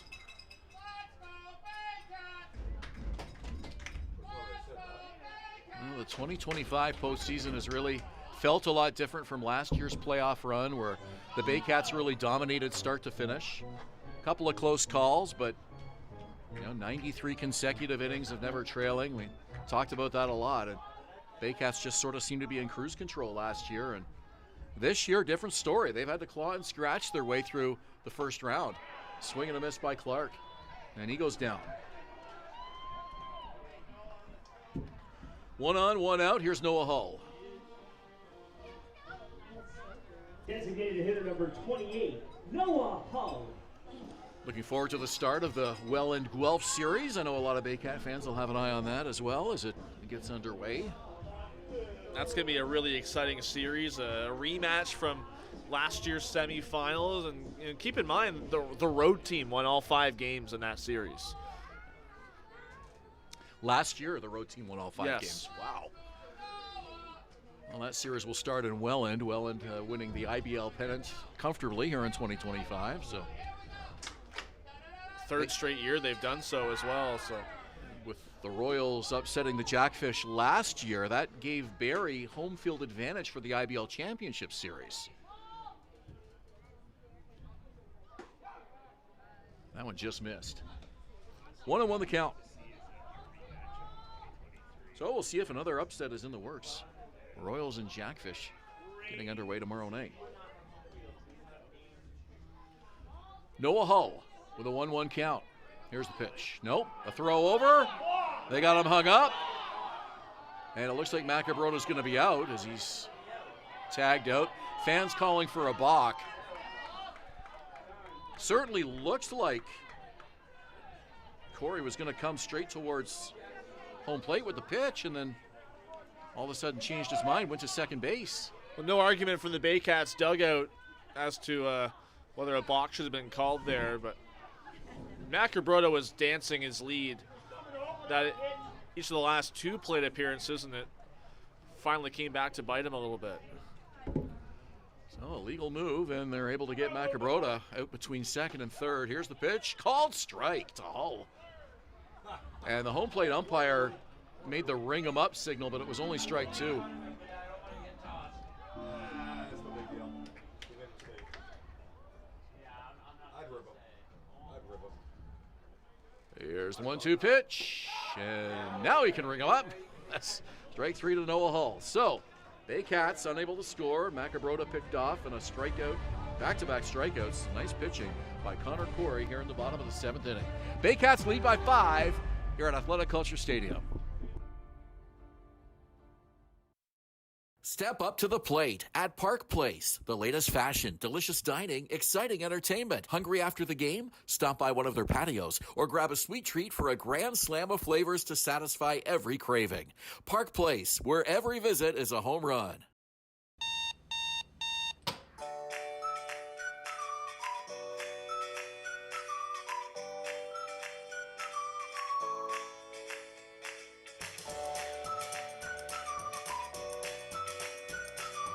The only North Barrie Market, your go-to for homemade meals, catering service, and the freshest locally sourced meat. Get ready for an unforgettable barbecue experience with Barrie Best Barbecue coming soon. All at North Barrie Market, 580 Bayfield.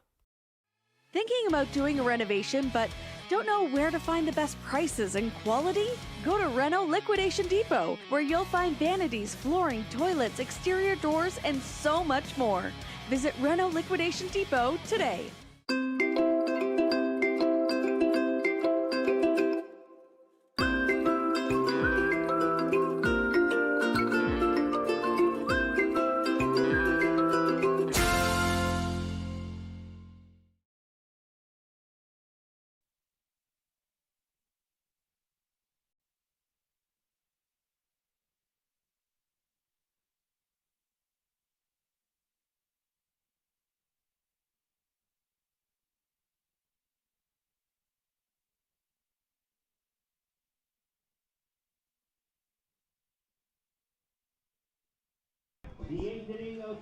Eighth inning at Athletic Kulture Stadium in Springwater. A 5-0 Barrie lead. That's something we haven't said in a while. This Baycat offense getting to the Hamilton Cardinals early in this ball game. A 4-0 lead through 2. They tacked on a run in the 6th.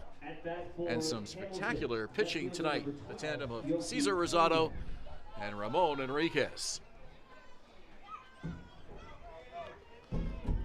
Yoki Pena, the number 8 hitter, to lead off the 8th. He'll face Enriquez, who's out for his 2nd inning of work. 2 strikeouts and a ground ball in the 7th.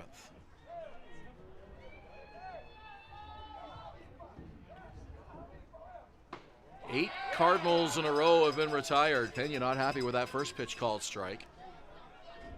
Well, you know, if Enriquez has a clean inning, and even just doesn't have to work that, even if he allows a base runner but gets out of it nicely, he could be out for the 9th as well. Swing and a miss by Pena, chased a high one. Well, you know they'd love to give Carlos Sano an extra day of rest if possible. They certainly needed him in that Toronto series, and boy, did he deliver. Well, he took the loss in Game 3, got the save in Game 4, and then got the win in Game 5. A loss, a save, and a win in a 5-game series. Called strike 3 for IMP North. Pena down looking. 16 Hamilton Cardinals strikeouts tonight. There's only 27 outs in a ball game. 16 of them strikeouts so far. That is staggering. Well, if you think back to Game 1 with Baycats against the Maple Leafs, Garces struck out 15 and Pakula struck out 1. So the Maple Leafs as a team struck out 16 times in that game. Cardinals matching that here tonight. First pitch fouled off by Tommy Reyes-Cruz. Cardinals pitching coach Angel Castro is going to have no voice left at the end of this game. I have never heard anybody so, especially a coach, so vocal and demonstrative throughout a game. Even between innings, during the commercial break, he was yelling across the field. Looked like he was yelling into the Baycats dugout. You mentioned that you thought it was just good-natured, but who knows? Hard to tell what's being said. Well, I took out the binoculars and I saw Cesar Rosado and Juan Benitez being kind of the ones in the direction of the chatter, and Juan Benitez was smiling, so it seemed like it was all good. Clearly Castro and Bernardo very frustrated with the balls and strikes earlier in this game. Things nearly erupted at one point. First base umpire Scott Costello stepped in and had some very strong words for the Cardinal dugout. 2 balls and a strike. Enriquez with the delivery. Foul back. It's a 2-2 count. Well, Reyes-Cruz has gone down on strikes each of his first 2 times. A great accomplishment for this Baycats pitching staff to shut down this Cardinals lineup that's been so good offensively in that opening series against Chatham. Swing and a miss, strike 3. It's brought to you by IMP North, who are getting their money's worth on the tags tonight. 8 innings in a row with 2 Cardinals strikeouts or more in each of them. And we're back to the top of the order for Carlos Dominguez. At this point, it's not even an accomplishment to get on base or get a hit. It's an accomplishment to not strike out if you're a Cardinal.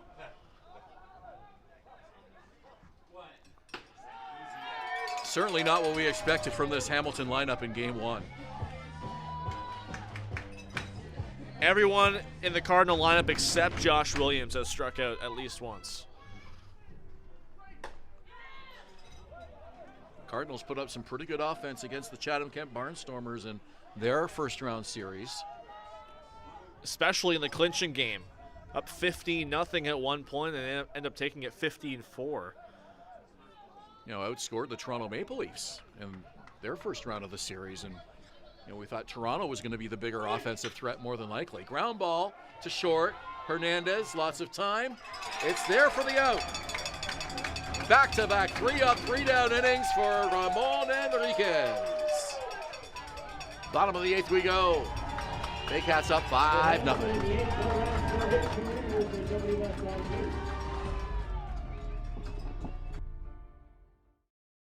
Thinking about doing a renovation, but don't know where to find the best prices and quality?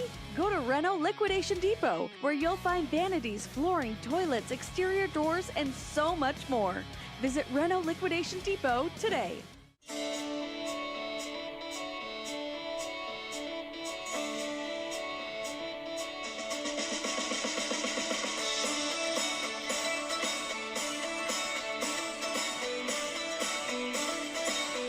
What if a thrift store could change lives? Barrie Families Unite is making it happen. Essential needs support for those families in our community who need it most. Charity gives. Dignity empowers.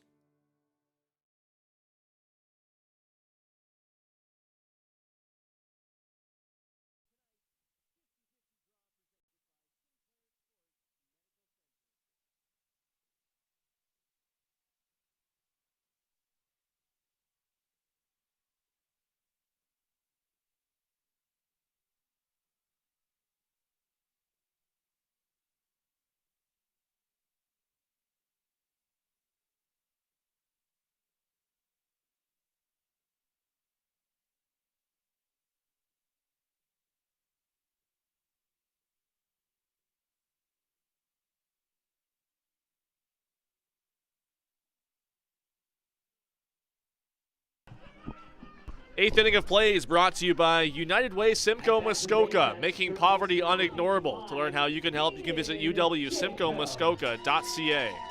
Well, these fans here at Athletic Kulture Stadium have been treated to more than 3 hours of baseball here on this Friday night, and certainly loving this 5-0 Barrie lead in Game 1 of this second-round playoff series. You said it a few times, but it's worth mentioning the first real comfortable lead Barrie's had in a game so far. They had to fight the Toronto Maple Leafs tooth and nail. And still, a lot of baseball to go here in round 2, but everything going Barrie's way here in the series opener. Even if you think back to when these two teams played last in the regular season, it was here last weekend of the season. It was the Cardinals that got out to an early lead, and Barrie was kind of playing catch-up that whole game and couldn't do enough. They had a multi-run inning late in the 9th, but still lost the game by 3. Yeah, the Baycats were unable to beat the Cardinals here at home in the regular season. Cardinals took the season series 3-2. Baycats 3 outs away from taking a 1-0 series lead here in round 2. 2-0 pitch. Popped up. Should be playable. Brown at third. Beside the bag, makes the catch. 1 out in the inning. Both times that the Cardinals that were here in the regular season, it was Fernando Rodney having to come on and get the save in both outings. So, fans were treated to that, the big name on the mound, but for the opposing team. And, if this score holds, it's very unlikely we'll see the former major leaguer in this game. Yeah, won't need to see Rodney tonight, I wouldn't think. When he's on the mound, your team's probably not in a very good situation. Well, he pitched quite a bit in the first round as well. 3 outings in the first 3 games. And ended up losing the one game to Chatham Kent. He had a couple errors in that final inning. And the Barnstormers walked it off. Rodney had 7 regular season saves to lead the Cardinals out of the bullpen. For Barrie, Carlos Sano also had 7 saves. 1 ball, 1 strike here to Tyler Plumpton. Here's the pitch. Bounces up to the plate.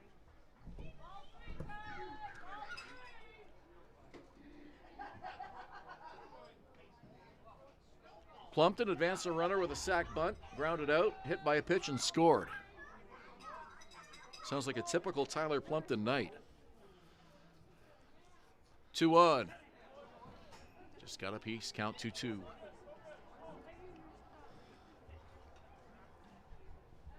Mentioned it earlier, but we were unsure if it was going to be Plumpton or Johnston to start this game behind the plate for Barrie, but Plumpton has battled his way through this game despite the wrist injury he's still going through from the first round. 2-2 fouled off. I had fans asking me, is Plumpton done for the year? And I said, I don't know. I talked to him at Christie Pitts in Toronto. All he told me was he was really hurting.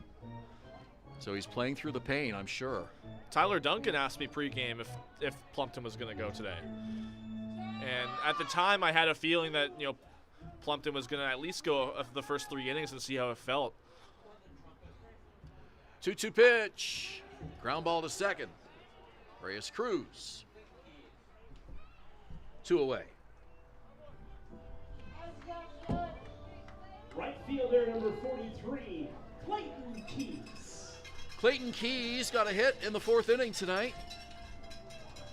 Trying to snap his way out of a postseason slump early on here. He's 1 for 3 here tonight, has a strikeout and a line out as well. I can confirm the fire has been put out in the Barrie bullpen. And that's a literal fire. Yeah, literal fire. Usually the Barrie bullpen's putting out fires on the mound.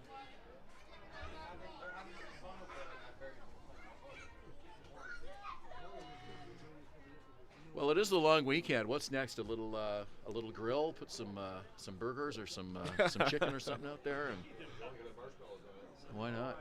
Get the Coleman stove fired up, maybe. Fouled off. No balls, 2 strikes to Keys. Team picnic out there. Anybody camping tonight? Man, hope you packed some blankets. A chilly one. We used to do a lot of camping when I was kids, and we did it old school, sleeping on the ground in a tent, and blankets and sleeping bags. And that's how I did it when I was a kid, too. We didn't have a trailer.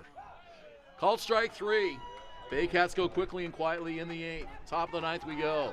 Barrie out in front comfortably, 5-0 here in Game 1. You're watching Baycats TV, Rogers TV Barrie, Cable 14 Hamilton.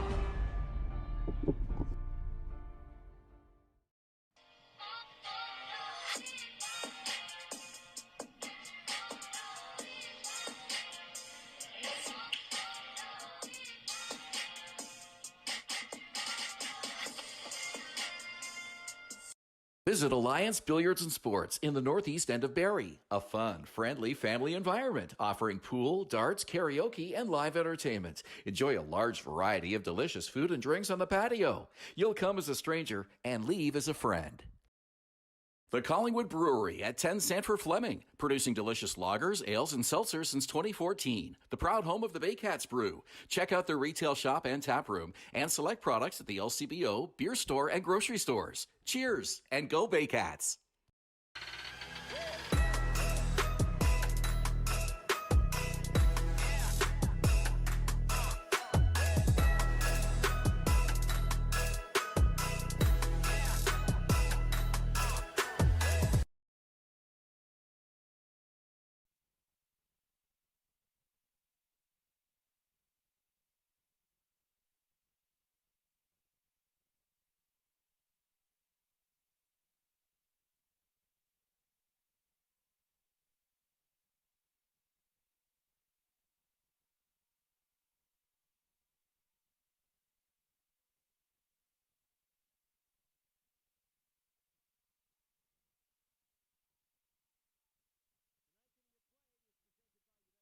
Ninth inning is brought to you by United Way Simcoe Muskoka, making poverty unignorable. To learn how you can help, you can visit uwsimcoemuskoka.ca.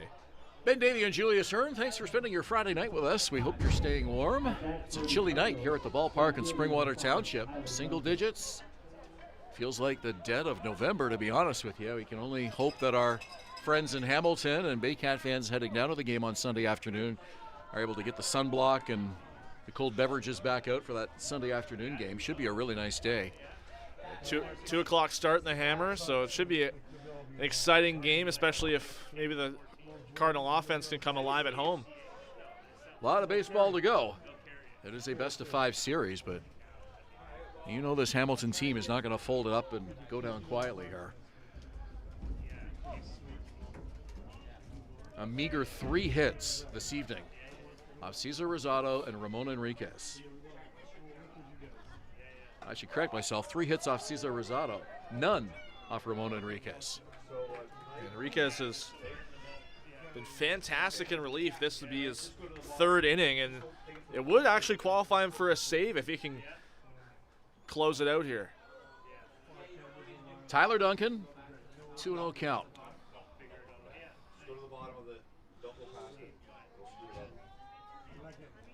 Best way to pitch to Duncan is with the bases empty. He has power. That we know about. Swings and misses. 2 balls and a strike. You can tell Duncan's a bit frustrated with himself, and it's been a few times where he's been on some pitches but hasn't been able to connect. He's struck out twice already and flown out to right.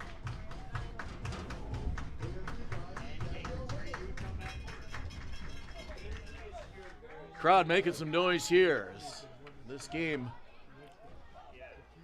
comes into the 9th inning. Pitches inside. It's a 3-1 count now. Duncan trying to stretch this out as long as he can.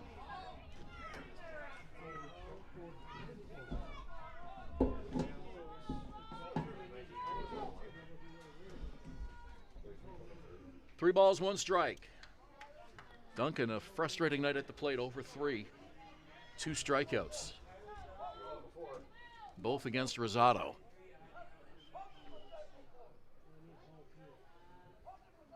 Three-one pitch. It's high, ball 4.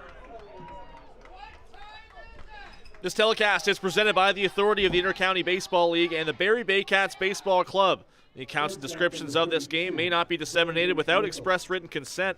Any rebroadcast, reproduction, or retransmission in any form is strictly prohibited. Brandon Nickel. 3 straight strikeouts in this game. Went down swinging or looking in the 1st, looking in the 3rd, and looking in the 5th. So all 3 strikeouts looking. 1 on, nobody out. Swing and a miss for strike 1.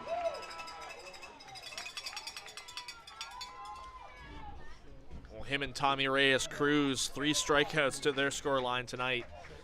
17 as a team.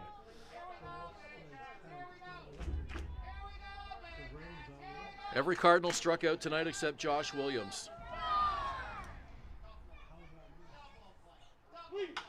On the ground to 3rd, Jaco goes to 2nd for 1. That's all they'll get. I think Jaco had some trouble getting it out of his glove. You can see a bit of a hesitation before he threw over to 2nd base. Yeah, a little trouble with the transfer out of his glove. That may have cost the Baycats an out, but they get the lead runner, and Nicola's aboard on a fielder's choice. So Nico Kakatos will bat for the Cardinals. 0 for 3 tonight. Still keeps that streak intact. Baycats pitching has struck out at least 2 Cardinals in each inning coming into this one.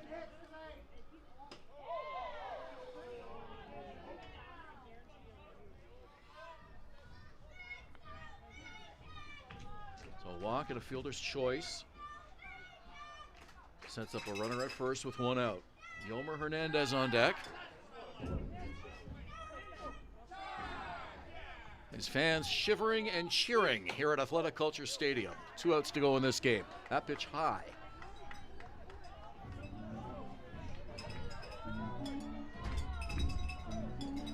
How many car heaters and seat warmers are going to be on in the ride home after this game?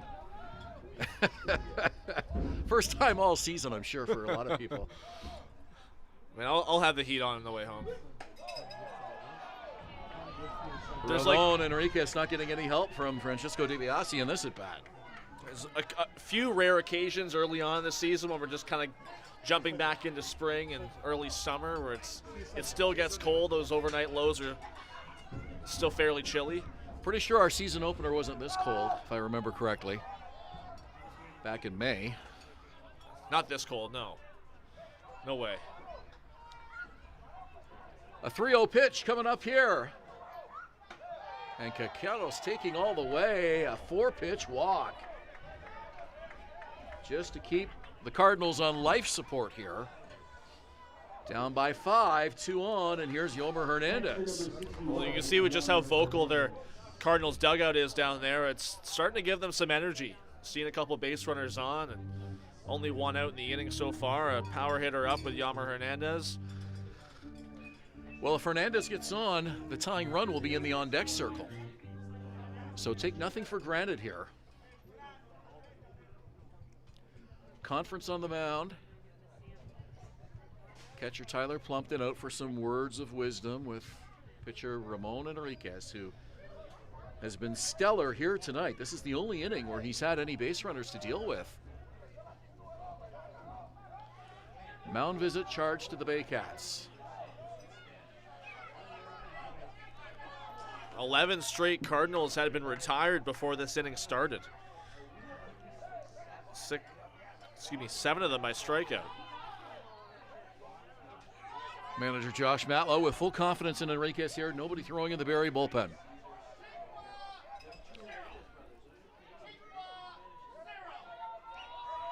Hernandez with 2 strikeouts and a walk today. Fastball high, and the Cardinal dugout really making some noise and whooping it up down there. Seems like Hernandez's approach is just going to be to take until Enriquez can prove he can hit the strike zone again. He struggled with that fastball elevated throughout this inning. Swing and a miss. Would really love to know what Angel Castro is saying, because Enriquez understands Spanish, of course, and I'm sure is hearing everything. Who knows what's being shouted out of that Cardinal dugout. Baycats with several Dominican players, I'm sure, who are able to understand everything. But well, same with the Hernandez brothers up the middle. 1-1. Here's the pitch from Enriquez. Swing and a miss. Strike 2. And now you'll hear this crowd come alive behind Ramon Enriquez, encouraging him to finish it off right here.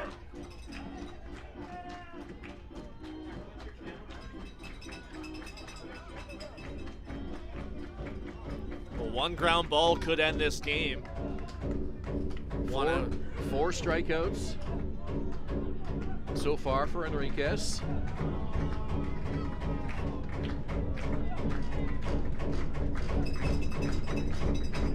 One-two pitch. It was up in the zone. Tyler Plumpton tried to bring it down just a little bit. Plumpton's a good pitch framer. He never embellishes it though, and was hoping to maybe just pull that down just a smidge to get the call, but was unable to do so. Well, the pitch framing for Plumpton a bit more difficult now with his wrist injury. Telling me before the game he's had trouble kind of rolling that wrist over and turning the glove over in an effort to frame pitches. That's an interesting observation. 2 balls, 2 strikes. Pitch from Enriquez. High again. 3-2. Josh Williams on deck. Jaden Brown to follow. Cardinals feeling maybe some signs of life here. They still haven't got on the board tonight. A 5-0 Baycat lead. Been held Couple of runners on here though. They've been held to just 3 hits. So this is some uncommon offensive momentum, having 2 on. Enriquez needs a strikeout here, or better yet, a ground ball. Payoff pitch, runners go. Ball 4, the bases are loaded. Another close pitch. The call did not go Enriquez's way. Andrew White out of the Baycat dugout now for a chat.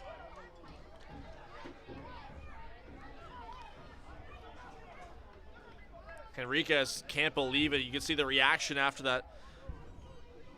That last pitch was caught by Plumpton. No strike call coming from Francesco DiBiase behind home plate. And with Josh Williams coming up, this is going to be a huge at-bat with a guy that's seen the ball really well today. The only one not to strike out in this Cardinals lineup.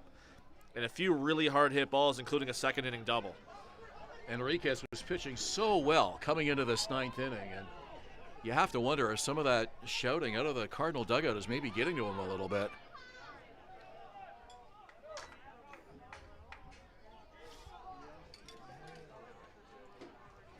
Andrew White speaking some words of wisdom. Perhaps saying, let it be, let it be. Bases loaded. One out. Josh Williams at the plate. Again, all he needs is the ground ball here. It could end the ball game.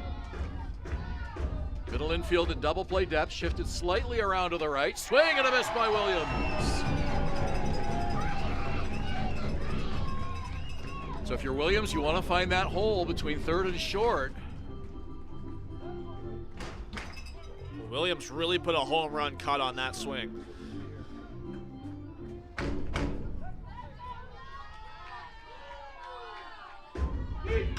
On the ground, this could be it. Hernandez to Hernandez to Macabrona for the double play! It's a Game 1 shutout for Cesar Rosado and Ramon Enriquez. Barrie takes the season opener 5-0. A win for the Baycats this evening that was very unlike the three that they got in that series against the Toronto Maple Leafs. The offense got on the board early, a couple crooked numbers to start this ball game, but it was Cesar Rosado really the story of this game. We asked what version of Cesar Rosado are we going to get today? Well, we got something like last year's Cesar Rosado, setting a career high with 13 strikeouts in this one. We said earlier in the game, boy, it must feel nice for the Barrie Baycats to have their first comfortable lead of the postseason, but that ninth inning was anything but comfortable for Barrie Baycats fans. Enriquez gets it done, though, and the Baycats hold on to their 5-0 shutout over the Hamilton Cardinals here in Game 1. Sunday afternoon, Cable 14 in Hamilton will have the broadcast for us, and Julius and I will be right back here for Game 3 on Tuesday night at Athletic Kulture Stadium at 7:35. For Brian Backland, Sam Aucoin, and Julius Hern, this is Ben Davy speaking. Good night from Athletic Kulture Stadium in Springwater.